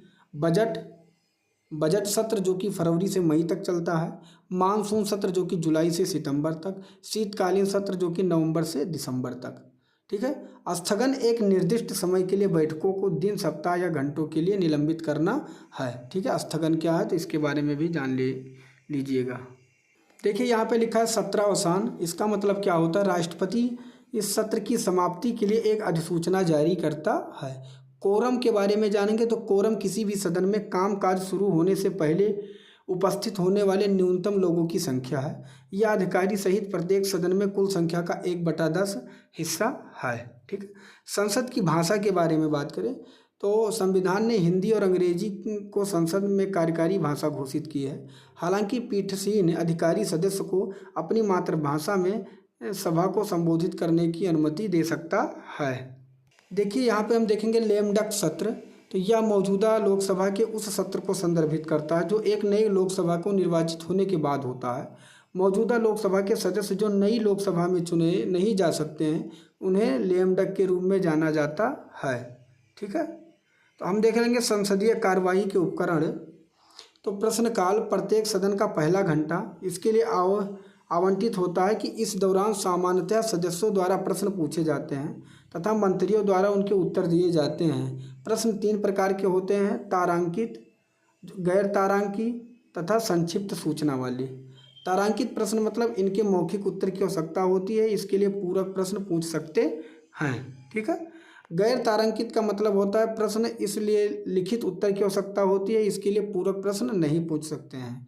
अल्प सूचना प्रश्न जिन्हें कम से कम 10 दिन की नोटिस देकर पूछा जाता है, इसको मौखिक रूप से जवाब दिया जाता है। अब हम शून्यकाल जानेंगे। तो प्रश्नकाल तथा कार्यक्रम तय करने के बीच के समय या अंतराल के शून्यकाल के रूप में जाना जाता है। यह संसदीय प्रक्रियाओं के क्षेत्र में भारतीय नवाचार है तथा वह 1962 में अस्तित्व में आया। प्रस्ताव के बारे में बात करें तो लोकसभा अध्यक्ष की पूर्व अनुमति से सदन का कोई भी सदस्य एक जनहित के महत्वपूर्ण विषय पर सदन का ध्यान आकर्षित करने के लिए लाया जाता है। अविश्वास प्रस्ताव के बारे में बात करें तो यह विपक्ष द्वारा पेश किया गया एक प्रस्ताव है जिसमें दावा किया जाता है सरकार सदन में अपना विश्वास खो चुकी है। यदि यह पारित हो जाता है तो सरकार को पद से इस्तीफा देना पड़ता है या केवल लोकसभा में ही प्रस्तुत किया जा सकता है। इस प्रस्ताव को प्रस्तुत करने के लिए कम से कम 50 सदस्यों की समर्थन की आवश्यकता होती है। देखिए, एक होता है निंदा प्रस्ताव। तो यह प्रस्ताव सरकार की गलतियां बताने के लिए लाया जाता है। यदि सरकार के खिलाफ निंदा प्रस्ताव पारित हो जाता है तो सरकार को जल्दी से जल्दी संसद में विश्वास प्राप्त करने के लिए एक विश्वास प्रस्ताव पारित कराना होता है। इसके पारित होने पर सरकार को अविश्वास प्रस्ताव की तरह तुरंत इस्तीफा देने की आवश्यकता नहीं है। एक है विशेषाधिकार प्रस्ताव। तो यह प्रस्ताव सदन के सदस्य द्वारा लाया जाता है। यहाँ मंत्रियों के ऊपर तथ्यों को गलत तरीके से सदन में प्रस्तुत करने का आरोप लगाया जाता है। अगला है धन्यवाद प्रस्ताव। तो प्रत्येक आम चुनाव के बाद पहला सत्र और प्रत्येक वित्तीय वर्ष का पहला सत्र राष्ट्रपति द्वारा संबोधित किया जाता है। इस संशोधन में राष्ट्रपति पूर्ववर्ती वर्ष और आगामी वर्ष में सरकार की नीतियां और कार्यक्रमों की रूपरेखा रखता है। अगला है आधे घंटे की चर्चा। तो चर्चा के लिए स्पीकर सप्ताह में 3 दिन आवंटित कर सकता है। आगे है काम रोको प्रस्ताव या स्थगन प्रस्ताव। संसद में तत्काल सार्वजनिक महत्व के एक निश्चित मामले पर सदन का ध्यान आकर्षित करने के लिए इसे प्रस्तुत किया जाता है और इसके लिए 50 सदस्यों का समर्थन की आवश्यकता होती है। आगे है समरक प्रस्ताव। तो यह प्रस्ताव सदस्य द्वारा बहस को कम करने के लिए सदन के पटल पर रखा जाता है। यदि प्रस्ताव अनुमोदित हो जाता है तो बहस रोक दी जाती है। आगे है अल्पकालिक चर्चा। तो यह तात्कालिक सार्वजनिक महत्व के विषय पर चर्चा करने के लिए है। अध्यक्ष ऐसी चर्चाओं के लिए सप्ताह में 2 दिन आवंटित कर सकता है। यह 1953 से अस्तित्व में आया। इसे 2 घंटे की चर्चा के रूप में भी जाना जाता है। आगे संसद में विधायी प्रक्रिया। तो संसद के दोनों सदनों में विधायी प्रक्रिया समान है। जब एक विधेयक संसद में रखा जाता है और दोनों सदनों द्वारा पास कर दिया जाता है तो वह कानून बन जाता है। विधेयक 4 प्रकार के होते हैं। कौन कौन से? तो साधारण, धन, वित्त, संविधान संशोधन विधेयक। ठीक है। विधेयक को पारित करने के लिए विभिन्न चरणों से गुजरना होता है। देखिए, पहला वाचन है। बिल को प्रस्तुतिकरण का पहला वाचन या प्रथम चरण कहलाता है। दूसरा वाचन है। दूसरा वाचन या खंडों या उपखंडों के विचार विमर्श किया जाता है तथा इसे चयनित एक प्रवर समिति को जांच के लिए सौंपा जाता है। तीसरा वाचन है या इस स्तर पर बहस के बाद बिल को स्वीकृत या अस्वीकृत किया जाता है। यदि सदन में उपस्थित सदस्यों को मतदान करने वाले का साधारण बहुमत से स्वीकार करते हैं तो विधेयक को सदन द्वारा पारित माना जाता है। यह साधारण विधेयक को पारित करने में उपस्थित सदस्यों का एक साधारण बहुमत आवश्यक है। लेकिन संविधान संशोधन के लिए एक बिल के मामले में संसद के प्रत्येक सदन में उपस्थित और मतदान करने वाले 2/3 सदस्यों की बहुमत की आवश्यकता होती है। दूसरे दिन सदन में भी विधेयक के तीनों चरणों से पारित कराना होता है। इसके लिए यह विधेयक को संशोधन के साथ पारित कर सकता है और पुनर्विचार के लिए पहले सदन में वापस भेज सकता है। ठीक है। और यह विधेयक को पूरी तरह से अस्वीकार कर सकता है। यह विधेयक को पहले सदन द्वारा बिना संशोधन किए ही पारित कर सकता है। विधेयक को लंबित रखने पर कोई कार्रवाई नहीं हो सकती है। आगे फिर होगा राष्ट्रपति की अनुमति। तो संसद में दोनों सदनों द्वारा संयुक्त बैठक पारित होने के बाद प्रत्येक विधेयक को राष्ट्रपति के पास उनकी सहमति के लिए भेजा जाता है। राष्ट्रपति के समक्ष 3 विकल्प होते हैं। यह बिल के लिए अपनी सहमति दे सकता है, यह बिल के लिए अपनी असहमति दे सकता है और वह सदन को पुनर्विचार के लिए विधेयक को वापस कर सकता है। यदि राष्ट्रपति बिल को अपनी सहमति देता है तो बिल एक कानून बन जाता है और इस कानून को पुस्तक में रखा जाता है।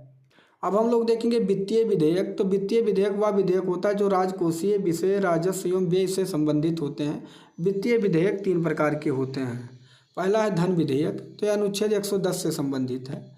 धन विधेयक को परिभाषा से संबंधित है कि धन विधेयक को धन विधेयक कहा जाता है यदि इसमें निम्नलिखित में से कोई एक या सभी मामलों का प्रावधान हो। जैसे कि यहाँ देखेंगे किसी भी कर का अधिरोपण, उन्मूलन, छूट, परिवर्तन या विनियमन, संघ सरकार द्वारा धन उधार लेने का विनियमन, समेकित निधि या भारत के आकस्मिक निधि की निगरानी, इस तरह के कोष से धन की भुगतान या इसमें वापसी, भारत के संचयी निधि से धन का विनियोग। हम लोग पढ़ेंगे प्रोटेम स्पीकर। तो संविधान में यह प्रावधान है कि पिछली लोकसभा के अध्यक्ष नई चुनी हुई लोकसभा के लिए अपना पद खाली कर देता है।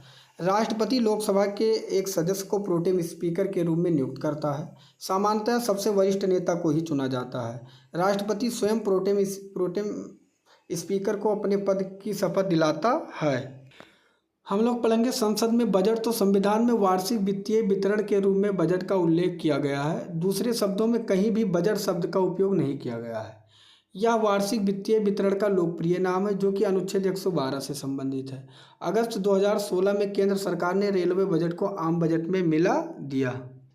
अब हम लोग पढ़ेंगे संसदीय समिति। तो संसदीय समिति दो प्रकार की होती है, ठीक है। अस्थायी समिति और अस्थायी समिति।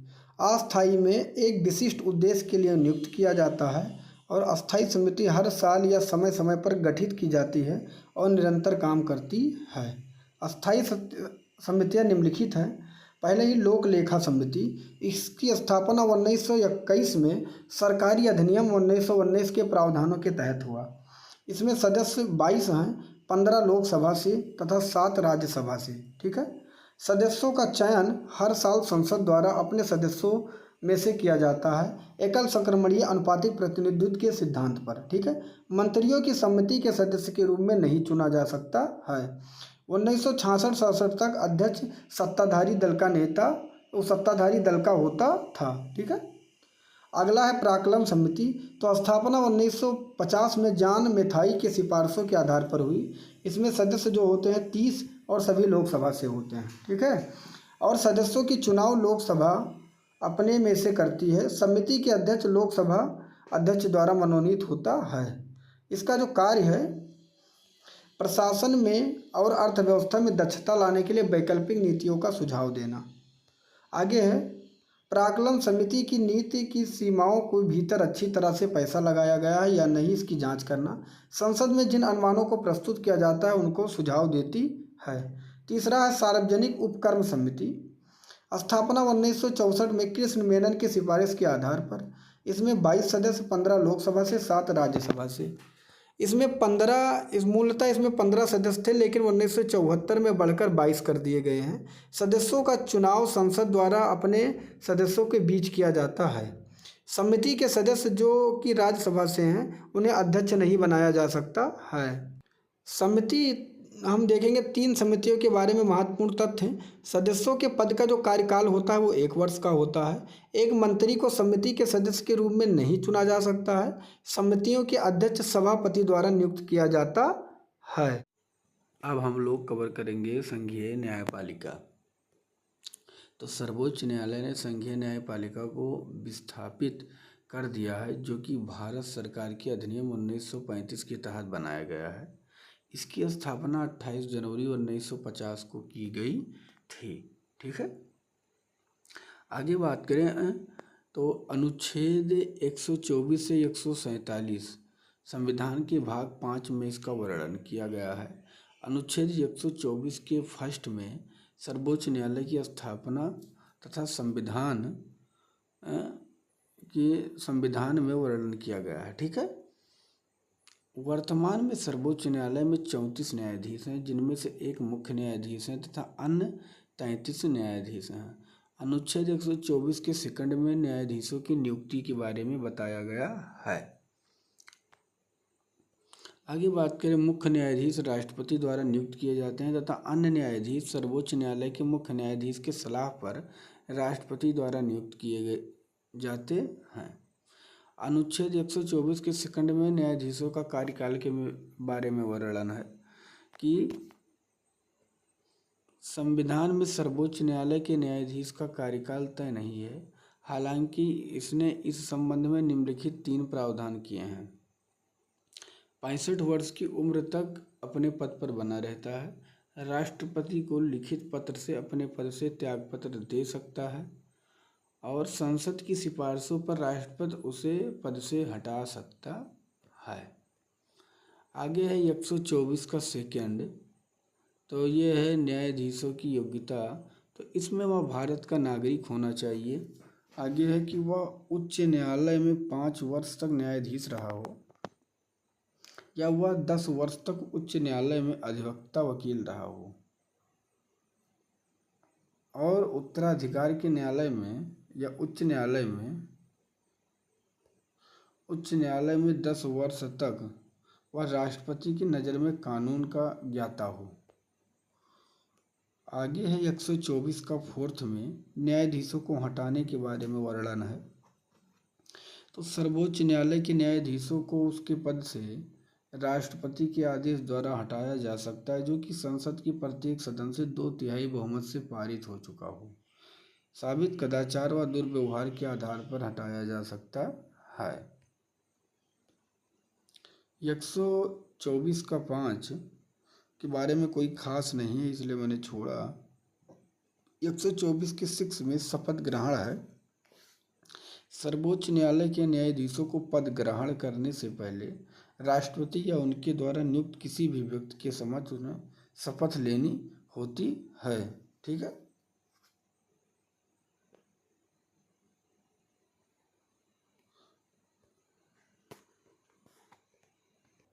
आगे है अनुच्छेद 125 में न्यायाधीशों के वेतन एवं भत्ते के बारे में बताया गया है। तो सर्वोच्च न्यायालय के न्यायाधीशों के वेतन भत्ते, विशेषाधिकार, अवकाश और पेंशन समय समय पर संसद द्वारा निर्धारित होते हैं। आगे बात करें 2017 में मुख्य न्यायाधीश का वेतन 1 लाख प्रति माह से बढ़ाकर 2,80,000 प्रति माह तथा अन्य न्यायाधीशों को 90,000 प्रति माह से बढ़ाकर 2,50,000 प्रति माह कर दिया गया। उन्हें समकालीन भत्ता भी दिया जाता है तथा उन्हें मुफ्त आवास, चिकित्सा कार्ड, टेलीफोन इत्यादि सुविधाएं प्रदान की जाती है। और आगे बात करें तो सेवानिवृत्त मुख्य न्यायाधीश और न्यायाधीश अपने अंतिम वेतन निकासी का 50% पेंशन के रूप में पाने के हकदार होते हैं। आगे अनुच्छेद 126 तो कार्यवाहक मुख्य न्यायाधीश की नियुक्ति, ठीक है, इससे संबंधित है।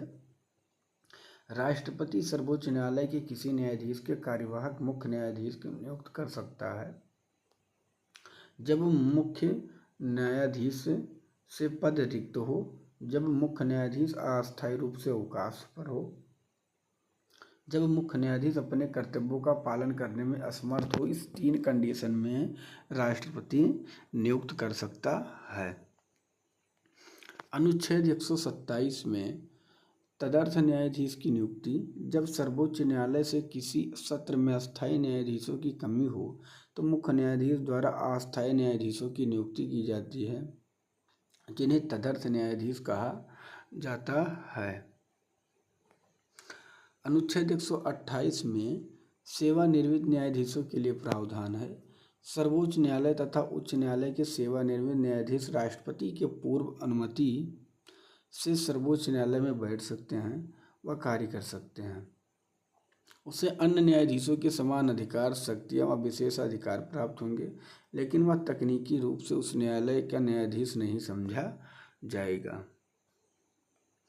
आगे है अनुच्छेद 129 तो न्यायालय के अभिलेख होना। न्यायालय के अभिलेख के रूप में सर्वोच्च न्यायालय को 2 शक्तियाँ हैं। सर्वोच्च न्यायालय के निर्णय, कार्यवाही तथा कार्य सदा स्मृति और गवाही के लिए दर्ज किए जाते हैं। इन अभिलेखों को स्पष्ट मूल्यों के रूप में स्वीकार किया जाता है और किसी भी अदालत में पेश किए जाने पर पूछताछ नहीं की जा सकती है। दृष्टांत के तौर पर मान्यता तथा कानूनी संदर्भ है। इसमें न्यायालय की अवमानना के लिए दंडित करने की शक्ति है। अब अनुच्छेद 130 है जो सर्वोच्च न्यायालय का स्थान है। तो सर्वोच्च न्यायालय की बेंच दिल्ली में होगी तथा अन्य स्थानों पर सर्वोच्च न्यायालय के मुख्य न्यायाधीश के परामर्श से राष्ट्रपति द्वारा स्थापित होंगी। ठीक है। अब यहाँ पे दिया गया है नोट में, अब तक सर्वोच्च न्यायालय ने श्रीनगर तथा दिल्ली में ही अपनी बैठक की है।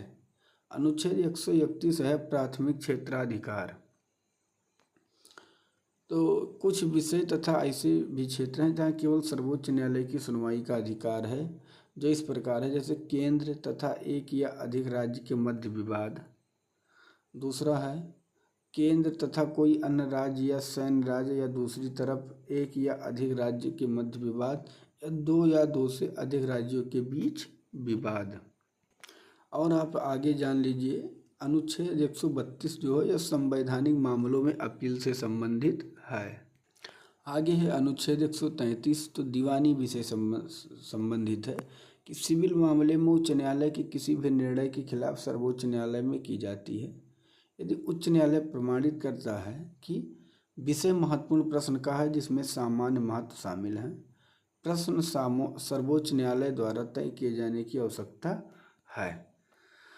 यहाँ पे बता दिया है कि मूल रूप में उन्हीं सिविल मामले में जिनमें 20,000 तक राशि शामिल है सर्वोच्च न्यायालय में अपील कर सकते हैं, लेकिन इस मौद्रिक सीमा को 30वें संवैधानिक संशोधन अधिनियम 1972 के द्वारा हटा दिया गया था। नेक्स्ट है अनुच्छेद 134, आपराधिक मामलों में अपील कर सकते हैं। अब देखिए यहाँ पे सर्वोच्च न्यायालय उच्च न्यायालय की एक आपराधिक कार्रवाई के निर्णय के खिलाफ अपील सुनता है। यदि उच्च न्यायालय क्या क्या कंडीशन पे करता है ये काम, कि अपील में किसी आरोपी को बरी करने के आदेश को पलट दिया हो तथा उसे मौत की सज़ा सुना दी हो। दूसरा, यह किसी भी अधीनस्थ न्यायालय के मामले को अपने पास ले सकता है और आरोपित व्यक्ति को दोषी ठहरा सकता है और मौत की सज़ा सुना सकता है। यह सिद्ध हो जाता है कि विशेष सर्वोच्च न्यायालय में अपील के योग्य है, जो कि अनुच्छेद 134 के ए में बताया गया है। आगे बात करें अनुच्छेद 135, तो ये सर्वोच्च न्यायालय द्वारा मौजूदा कानून के तहत संघीय कानून के क्षेत्राधिकार और शक्तियाँ के बारे में वर्णन है। आगे बात करेंगे अनुच्छेद 138, तो सर्वोच्च न्यायालय के क्षेत्र अधिकार में वृद्धि से संबंधित जानकारी है। अनुच्छेद 139 में रीट क्षेत्राधिकार से संबंधित जानकारी है। आगे अनुच्छेद 139 का ये तो कुछ विषयों का स्थानांतरण है। अनुच्छेद 140 में सर्वोच्च न्यायालय की सहायक शक्तियाँ हैं। अनुच्छेद 141 में सर्वोच्च न्यायालय द्वारा घोषित कानून सभी अदालत के लिए बाध्यकारी है, इसके बारे में वर्णन है। और अनुच्छेद 142 सर्वोच्च न्यायालय द्वारा स्थापित निर्णय तथा आदेशों को लागू करना है। तो सर्वोच्च न्यायालय से जितने इम्पोर्टेंट प्रश्न थे मैंने एक एक करके कवर कर लिया है। चलिए अब हम राज्यपाल से संबंधित सभी प्रश्नों को कवर करेंगे। तो राज्यपाल राज्य का प्रमुख या मुख्य कार्यकारी प्रमुख होता है, लेकिन वह एक नाम मात्र का कार्यकारी प्रमुख हो या संवैधानिक प्रमुख होता है। राज्यपाल केंद्र सरकार के एजेंट के रूप में भी कार्य करता है, इसलिए राज्यपाल को कार्यालय की दोहरी भूमिका होती है। अनुच्छेद 152 परिभाषा से संबंधित है और अनुच्छेद 153 राज्यों के राज्यपाल से संबंधित है। ठीक है। अब 152 में राज्यों के राज्यपाल से संबंधित है, मतलब आमतौर पर प्रत्येक राज्य का एक राज्यपाल होता है, लेकिन 1956 के 7वें संवैधानिक संशोधन अधिनियम ने 2 या 2 से अधिक राज्यों के लिए एक ही व्यक्ति को राज्यपाल के रूप में नियुक्त करने की भी सुविधा प्रदान की है। अनुच्छेद 154 राज्यों के कार्यकारी शक्तियों का वर्णन है और अनुच्छेद 155 में राज्यपाल की नियुक्ति के बारे में वर्णन है। अब राज्यपाल के बारे में नियुक्ति की मतलब राष्ट्रपति राज्यपाल को अपने हस्ताक्षर और मुहर के तहत वारंट द्वारा नियुक्त करता है। हालांकि 5 साल का यह कार्यकाल राष्ट्रपति के प्रसाद पर्यंत होता है। इसके अलावा वह राष्ट्रपति को किसी भी समय अपना इस्तीफा दे सकता है। अनुच्छेद 157 में राज्यपाल के रूप में नियुक्त के लिए योग्यता जो है वह भारत का नागरिक हो, उसकी उम्र 35 वर्ष पूरी हो चुकी हो। और इसके अलावा भी कुछ धारणाएं जो हैं विकसित की गई हैं, जैसे वह बाहरी राज्य का होना चाहिए, जिससे वह अस्थायी राजनीति से मुक्त रहे और राज्य में संवैधानिक मशीनरी के सुचारू संचालन के लिए राष्ट्रपति को राज्य के मुख्यमंत्री से परामर्श करना आवश्यक है। कुछ विषयों में, हालांकि कुछ विषयों में दोनों धारणाओं का भी उल्लंघन है, लेकिन जान लेना हमें ज़रूरी है। और अनुच्छेद जो 158 है वो राज्यपाल के कार्यकाल की शर्तें के बारे में वर्णन है। अनुच्छेद 162 के बारे में बात करें तो राज्यपाल द्वारा शपथ या पुष्टि का वर्णन है कि राज्यपाल को पद की शपथ उस राज्य के उच्च न्यायालय के मुख्य न्यायाधीश द्वारा दिलवाई जाती है। इसकी अनुपस्थिति में उच्च न्यायालय के वरिष्ठतम न्यायाधीश द्वारा दिलवाई जाती है। आगे बात करेंगे अनुच्छेद 161, तो राज्यपाल की क्षमादान एवं अन्य शक्तियाँ भी का वर्णन किया गया है। ठीक है। राज्य के राज्यपाल के पास क्षमा पुनः भुगतान राहत या सज़ा देने या किसी ऐसे मामले में संबंधित किसी भी कानून के खिलाफ सज़ा को निलंबित करने, हटाने या प्रेक्षण करने की शक्ति होगी, जिसके लिए राज्य की कार्यकारी शक्ति का विस्तार होता है। यहाँ पे आप देखेंगे अनुच्छेद 164, तो राज्यपाल राज्य के मुख्यमंत्री और अन्य मंत्रियों की नियुक्ति करता है। अनुच्छेद 165 में राज्य के महाधिवक्ता जैसे एडवोकेट जनरल जिसे कहा जाता है, राज्यपाल द्वारा नियुक्त किया जाता है। राज्यपाल द्वारा छत्तीसगढ़, झारखंड, मध्य प्रदेश, उड़ीसा राज्यों में एक आदिवासी कल्याण मंत्री भी नियुक्त किया जाता है। अन्य नियुक्तियां भी राज्यपाल द्वारा किया जाता है, जैसे राज्य लोक सेवा आयोग के अध्यक्ष, सदस्य जिला न्यायालय के न्यायाधीश, कुलाधिपति और राज्य के विश्वविद्यालय के कुलपति की नियुक्ति करता है। वह राष्ट्रपति को राज्य संवैधानिक आपातकाल लगाने की सिफारिश कर सकता है। राष्ट्रपति शासन के दौरान राज्यपाल को राष्ट्रपति के सहयोग के रूप में कार्यकारी शक्तियां प्राप्त होती है। कुछ विधायी शक्तियां भी राज्यपाल को मिली हैं, जैसे अनुच्छेद 174 में राज्य विधानमंडल के सत्र को बुला सकता है और सत्रावसान कर सकता है एवं विघटन की घोषणा राज्यपाल द्वारा की जाती है। अनुच्छेद 175 में राज्यपाल का राज्य के विधानमंडल में अभिभाषण संबोधन दे सकता है एवं संदेश भेजने का अधिकार है।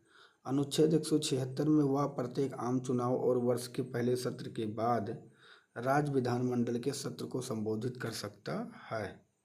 आगे है अनुच्छेद 152 में, तो वह चुनाव आयोग की सलाह से राज्य विधानमंडल के सदस्यों की अयोग्यता के प्रश्न कर निर्णय लेता है। अनुच्छेद 200 की बात करें तो जब कोई विधेयक विधायिका द्वारा पास हो जाने पर राज्यपाल के पास भेजा जाता है तो वह निम्नलिखित कार्य कर सकता है। कौन कौन से कार्य हैं? बिल को अपनी सहमति दें, बिल पर अपनी सहमति रोक लें और बिल को लौटा दें यदि वह धन विधेयक नहीं है। राष्ट्रपति के विचार के लिए विधेयक को आरक्षित रखें। और यहाँ पे देखेंगे हालांकि यदि विधेयक को राज्य विधानमंडल द्वारा संशोधन के साथ या उसके बिना पुनः पारित कर दिया जाता है तो राज्यपाल को विधेयक पर अपनी सहमति देनी होगी। अनुच्छेद 333 में राज्यपाल राज्य विधानसभाओं में एक आंग्ल भारतीय को मनोनीत कर सकता है। अनुच्छेद 213 में वर्णन है कि जब राज्य की विधायिका सत्र में न हो तो राज्यपाल अध्यादेश जारी कर सकता है। इन अध्यादेशों को राज्य सरकार द्वारा नए सत्र को चालू होने पर 6 सप्ताह के भीतर पारित कराना होता है। कुछ वित्तीय शक्तियां भी राज्यपाल के पास हैं, जैसे राज्यपाल को निगरानी में वार्षिक वित्तीय वितरण जैसे राज्य बजट कहा जाता है और विधानमंडलों के समक्ष रखा जाता है। अनुच्छेद 164 में मुख्यमंत्री की नियुक्ति करता है। मुख्यमंत्री को राज्यपाल के द्वारा नियुक्त किया जाता है, जो कि राज्य विधानसभा में बहुमत दल का नेता होता है। मुख्यमंत्री की पद अवधि के बारे में बात करें तो मुख्यमंत्री का कार्यकाल निश्चित नहीं है, वह राज्यपाल के प्रसाद पर्यंत अपने पद पर बना रहता है। इसका मतलब यह नहीं कि राज्यपाल मुख्यमंत्री को किसी भी समय उसके पद से बर्खास्त कर सकता है। मुख्यमंत्री को राज्यपाल द्वारा नहीं हटाया जा सकता है जब तक उसे राज्य की विधानसभा में बहुमत प्राप्त हो। बहुमत न होने की स्थिति में राज्यपाल उसे बर्खास्त कर सकता है अगर वो रिजाइन नहीं दे रहा है तो। ठीक है। आगे शपथ बात करें तो राज्यपाल उन्हें पद और गोपनीयता की शपथ दिलाता है। वेतन की बात करें तो मुख्यमंत्री के भत्ते एवं वेतन राज्य विधायिका द्वारा निर्धारित किए जाते हैं। संपर्क भत्ता, मुफ्त आवास भत्ता, यात्रा भत्ता, चिकित्सा सुविधाएं आदि भी मिलती हैं। मुख्यमंत्री की शक्ति एवं कार्य के बारे में बात करें तो मंत्रिपरिषद के संबंध में है कि राज्यपाल उन्हें व्यक्तियों को एक मंत्री के रूप में नियुक्त कर सकता है जिनकी सिफारिश मुख्यमंत्री करता है। वह मंत्रियों के बीच विभागों का आवंटन और फेरबदल कर सकता है। वह एक मंत्री से इस्तीफा देने के लिए कह सकता है तथा विचारों का मतभेद होने पर राज्यपाल को मंत्री के हटाने की सलाह दे सकता है। वह मंत्रिपरिषद की बैठकों की अध्यक्षता करता है और उसके निर्णय को प्रभावित करता है। तो ये सभी काम मुख्यमंत्री करते हैं, लेकिन किसको सलाह देते हैं ये सब कार्य करने के लिए? राज्यपाल को। आगे बात करें, मुख्यमंत्री जो होते हैं वो मंत्रिपरिषद का प्रमुख होता है। इसकी इस्तीफा या मृत्यु होने पर स्वतः ही मंत्रिपरिषद भंग हो जाती है। राज्यपाल के संबंध में बात करें तो वह राज्यपाल एवं मंत्रिपरिषद के बीच संचार का प्रमुख माध्यम है। मुख्यमंत्री का कर्तव्य है कि वह राज्य के राज्यपाल से संवाद करने के लिए राज्य के मामले के प्रशासन से संबंधित मंत्रिपरिषद के सभी निर्णय और कानून का प्रस्ताव करे। ठीक है। आगे है कि वह राज्यपाल के राज्य के महाधिवक्ता, राज्य लोक सेवा आयोग, राज्य चुनाव आयुक्त के सदस्य एवं अध्यक्ष आदि महत्वपूर्ण अधिकारियों की नियुक्ति के संबंध में सलाह देता है और वह राज्यपाल को विधानसभाओं को समन तथा भंग करने की सलाह दे सकता है। कुछ इम्पोर्टेंट अनुच्छेद और हैं, जैसे कि अनुच्छेद 163 राज्यपाल की सलाह एवं सहायता के लिए मंत्रिपरिषद होगी। अनुच्छेद 164 में है मुख्यमंत्री एवं मंत्रियों की नियुक्ति राज्यपाल द्वारा की जाएगी। अनुच्छेद 166 में है राज्य सरकार के कार्यों का संचालन है और अनुच्छेद 167 में है राज्यपाल को सूचना देने के संबंध में मुख्यमंत्री के कर्तव्य।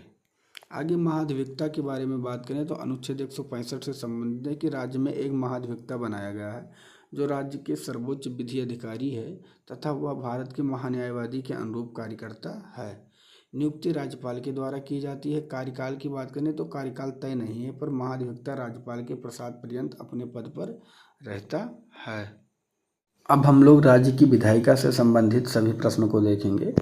तो संविधान के भाग 6 के अनुच्छेद 168 से 212 राज्य विधानमंडल की उत्पत्ति, संरचना, अवधि, प्रक्रिया, विशेष अधिकारों, शक्तियाँ और आदि से संबंधित है। राज्य विधानमंडल के 3 भाग हैं, विधानसभा, विधान परिषद और राज्यपाल। ठीक है।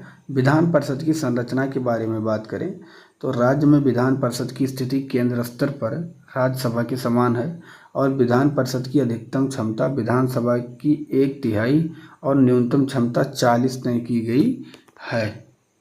विधान परिषद के सदस्यों को एकल संक्रमणीय मत के माध्यम से अनुपातिक प्रतिनिधित्व की प्रणाली के अनुसार चुना जाता है। आगे बात करें तो संविधान हर राज्य के लिए एक विधान परिषद प्रदान करता है, लेकिन विधायिका एक सदस्यनीय होगी जो केवल एक सदन या द्विसदन या निर्णय स्वयं राज्य को लेना होगा। केवल 6 नहीं, सॉरी दोस्त, यहाँ 5 होगा क्योंकि तेलंगाना हट गया था कर्नाटक से। तो केवल 5 राज्यों में द्विसदनीय विधायिका है, उत्तर प्रदेश, बिहार, महाराष्ट्र, कर्नाटक, आंध्र प्रदेश। ठीक है, ये आपको नोट कर लेना है। विधानसभा में बात करें तो विधानसभा राज्य के निम्न सदन है, जैसे कि संसद में लोकसभा होती है, वह राज्य के लोगों को प्रतिनिधित्व करती है। इस सदन में सदस्य सीधे लोगों द्वारा चुने जाते हैं। हर राज्य के विधानसभा के सदस्य 500 से अधिक नहीं एवं 60 से कम नहीं होंगे, लेकिन कुछ अपवाद में है। जैसे सिक्किम तथा गोवा के मामले में निम्नतम संख्या 30 तय है तथा नागालैंड के मामले में 46 है।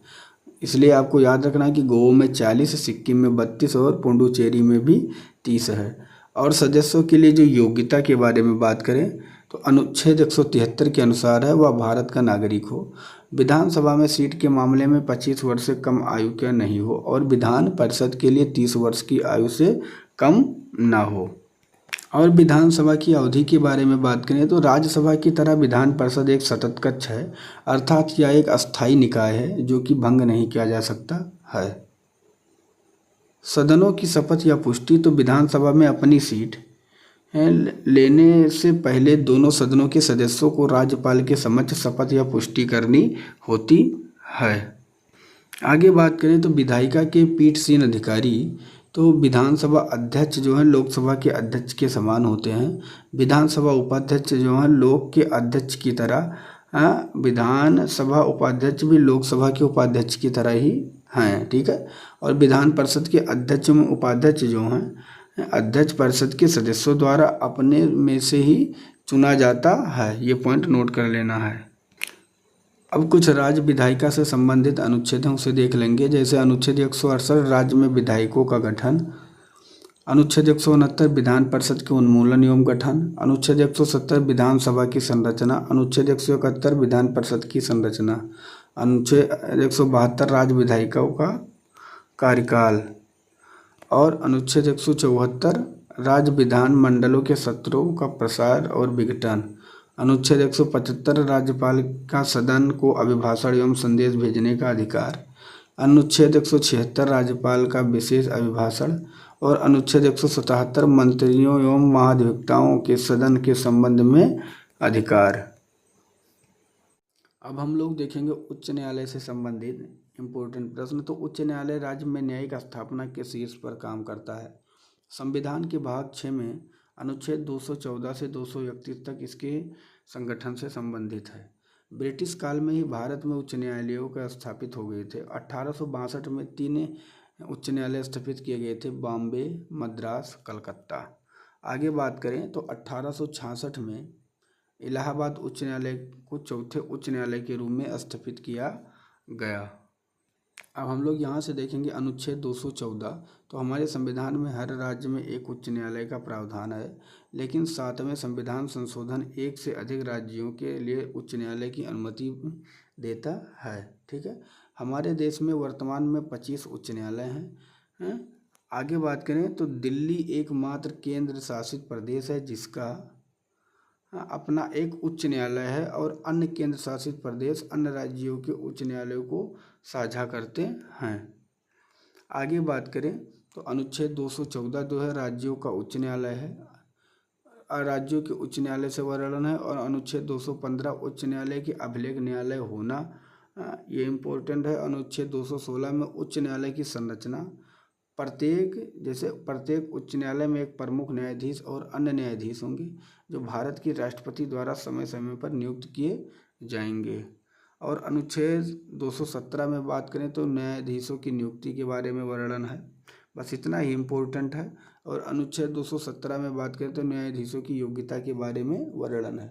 योग्यता क्या है कि वह भारत का नागरिक हो, कम से कम 10 वर्षों के लिए भारत के क्षेत्र में न्यायिक कार्यकाल में कार्य किया हो, और या कम से कम 10 वर्षों तक उच्च न्यायालय के एक या दो अधिक ऐसे न्यायालय के अधिवक्ता रहे हों। अनुच्छेद 217 का फर्स्ट दो है वो न्यायाधीशों के कार्यकाल एवं निष्कासन के बारे में है कि एक उच्च न्यायालय के न्यायाधीश 62 वर्ष की आयु तक अपने पद पर बना रह सकता है। ठीक है, ये पॉइंट भी नोट कर लेना है। आगे है कि न्यायाधीश का पद निम्नलिखित कारणों के आधार पर रिक्त हो सकता है, जैसे कि न्यायाधीश अपने हस्तलिखित पत्र द्वारा राष्ट्रपति को संबोधित कर अपने पद से इस्तीफा दे सकता है। आगे बात करें तो न्यायाधीश अपने पद से राष्ट्रपति के द्वारा हटाया जा सकता है, उसी तरीके से जो अनुच्छेद 124 के खंड 4 में सर्वोच्च न्यायालय के न्यायाधीश के हटाने से संबंधित जानकारी है। आगे बात करें अनुच्छेद 218 तो सर्वोच्च न्यायालय को उच्च न्यायालय से संबंधित कुछ आवेदनों के प्रावधान है। अनुच्छेद 219 जो है ये उच्च न्यायालय के न्यायाधीश द्वारा शपथ है, जैसे प्रत्येक व्यक्ति को उच्च न्यायालय के न्यायाधीश नियुक्त किए जाएं इससे पहले कि वह अपना पद धारण करें, और राज्य के राज्यपाल या उसके द्वारा नियुक्त किसी भी व्यक्ति के समक्ष तीसरी अनुसूची में इस उद्देश्य के लिए निर्धारित प्रपत्र के अनुसार शपथ लेगा। और अनुच्छेद जो 220 है ये अस्थायी न्यायाधीश बनने के बाद वकालत या कार्य पर प्रतिबंध, जैसे कोई भी व्यक्ति जिसने इस संविधान को प्रारंभ के बाद एक उच्च न्यायालय के अस्थायी न्यायाधीश के रूप में पद धारण किया हो, सर्वोच्च न्यायालय और उच्च न्यायालय को छोड़कर किसी भी न्यायालय में या भारत के किसी भी प्राधिकरण के समक्ष वकालत नहीं करेगा। अनुच्छेद 221 जो है ये वेतन एवं भत्ते से संबंधित है, बस इतना आपको जानना है। और अनुच्छेद 222 जो है एक न्यायाधीश का एक उच्च न्यायालय से दूसरे में स्थानांतरण के बारे में वर्णन है। ठीक है, अब यहाँ देख सकते हैं राष्ट्रपति भारत के मुख्य न्यायाधीश के परामर्श के बाद एक न्यायाधीश को एक उच्च न्यायालय से किसी अन्य उच्च न्यायालय में स्थानांतरित कर सकता है। और अनुच्छेद 223 है एक कार्यवाहक मुख्य न्यायाधीश की नियुक्ति कर सकता है, जैसे जब मुख्य न्यायाधीश का पद खाली हो तो राष्ट्रपति कार्यवाहक मुख्य न्यायाधीश की नियुक्ति करता है। अनुच्छेद 224 अतिरिक्त और कार्यवाहक न्यायाधीशों की नियुक्ति। अनुच्छेद 224 के ए में उच्च न्यायालय की बैठक में सेवानिवृत्त न्यायाधीशों की नियुक्ति करता है। कुछ इम्पोर्टेंट और हम लोग देखेंगे, जैसे अनुच्छेद 225 मौजूदा उच्च न्यायालयों का क्षेत्राधिकार होता है, जैसे संसद और राज्य विधायिका के सदस्यों के चुनाव से संबंधित विवाद, नागरिक के मौलिक अधिकारों के उल्लंघन होने पर ये सभी होते हैं। और अनुच्छेद 226 जो है उच्च न्यायालय की रिट जारी करने की कुछ शक्तियाँ हैं। ठीक है, जैसे आप देख सकते हैं संविधान लोगों के मौलिक अधिकारों के उल्लंघन होने पर उच्च न्यायालय की किसी भी मुद्दे पर रिट जारी करने की शक्ति देता है। इसके साथ कुछ अन्य उद्देश्यों के लिए भी उच्च न्यायालय सर्वोच्च न्यायालय की तरह प्रकार के रिट जारी कर सकता है, जैसे बंदी, प्रत्यक्षीकरण, उत्प्रेषण, परमादेश, प्रतिषेध, अधिकार, प्रेक्षा। ठीक है। अनुच्छेद 226 जो है अनुच्छेद 226 के तहत कार्रवाई में केंद्रीय कानूनों की संवैधानिक वैधता पर विचार नहीं किया जाएगा। ठीक है। 226 की ये में वर्णन है। अनुच्छेद 228 में कुछ विषय का उच्च न्यायालय में स्थानांतरित करना ये अधिकार दिया गया है। जैसे कि यदि उच्च न्यायालय में इस बात पर व्यंग किया जाता है कि न्यायालय में अधीनस्थ किसी भी विषय को लंबित कर दिया गया है, तो इस कानून की व्याख्या के रूप में कानून का पर्याप्त प्रश्न शामिल है जिसका निर्धारण विषय के निपटारे के लिए आवश्यक है, तो यह विषय वापस ले सकता है। आगे है अनुच्छेद 228 का ये, तो राज्य कानूनों की संवैधानिकता वैधता से संबंधित प्रश्न निपटाने के लिए विशेष प्रावधान है। अनुच्छेद 229 जो है ये अधिकारी, कर्मचारी तथा उच्च न्यायालय के खर्चे से संबंधित वर्णन है। अनुच्छेद 230 है केंद्र शासित प्रदेशों के लिए उच्च न्यायालय के अधिकार क्षेत्र का विस्तार। संसद संशोधन द्वारा कानून बनाकर किसी भी उच्च न्यायालय के क्षेत्राधिकार से किसी केंद्र शासित प्रदेश के सम्मिलित कर सकती है और वह बाहर भी कर सकती है। अनुच्छेद 231 है जो 2 या अधिक राज्यों के लिए एक उच्च न्यायालय की स्थापना की जा सकती है। बस इम्पोर्टेंट है ये आपको देख लेना। अनुच्छेद 233 जो है जिला न्यायाधीशों की नियुक्ति करता है। कुछ इम्पोर्टेंट और है, जैसे अनुच्छेद 234 ये न्यायिक सेवा में जिला न्यायाधीशों के अलावा अन्य व्यक्तियों की भी भर्ती करता है। जैसे किसी राज्य के न्यायिक सेवा के लिए जिला न्यायाधीशों के अलावा अन्य व्यक्ति की नियुक्ति राज्य के राज्यपाल द्वारा और राज्य लोक सेवा आयोग के और उच्च न्यायालय से परामर्श के द्वारा व बनाए गए नियमों के अनुसार की जाएगी। अनुच्छेद 235 में अधीनस्थ न्यायालय पर नियंत्रण, जिला न्यायालय और का न्यायालयों पर नियंत्रण, पदस्थापन और पदोन्नत और राज्य के न्यायिक सेवा से संबंधित व्यक्तियों और जिला न्यायाधीश के पद के लिए किसी भी पद के लिए हीन मानने वाले लोगों को छोड़ने और देने सहित अधीनस्थ को उच्च न्यायालय में निहित किया जाएगा। ये सब अनुच्छेद 235 में वर्णन है। अनुच्छेद 236 में व्याख्या किया गया है और अनुच्छेद 237 जो है इस अध्याय में कुछ वर्गों या वर्ग न्यायाधीश के लिए प्रावधान है। तो जो इम्पोर्टेंट प्रश्न थे मैंने एक एक करके कवर कर लिया। अगर चैनल पर नए हैं तो प्लीज़ चैनल को सब्सक्राइब कर लीजिएगा। ऐसे मैंने पूरा का पूरा जियोग्राफी कंप्लीट करवा चुका हूँ, साइंस कंप्लीट करवा चुका हूँ और आज मैंने पूरा का पूरा संविधान भी कंप्लीट करवा दिया है। अगर आपने नहीं देखा है तो प्लेलिस्ट बना दी गई है जीके इम्पोर्टेंट स्पेशल की, आप जाके इन सभी क्लास को देख लीजिए जिससे आपको समस्या ना हो और पेपर में आप आसानी से हल कर पाएँ।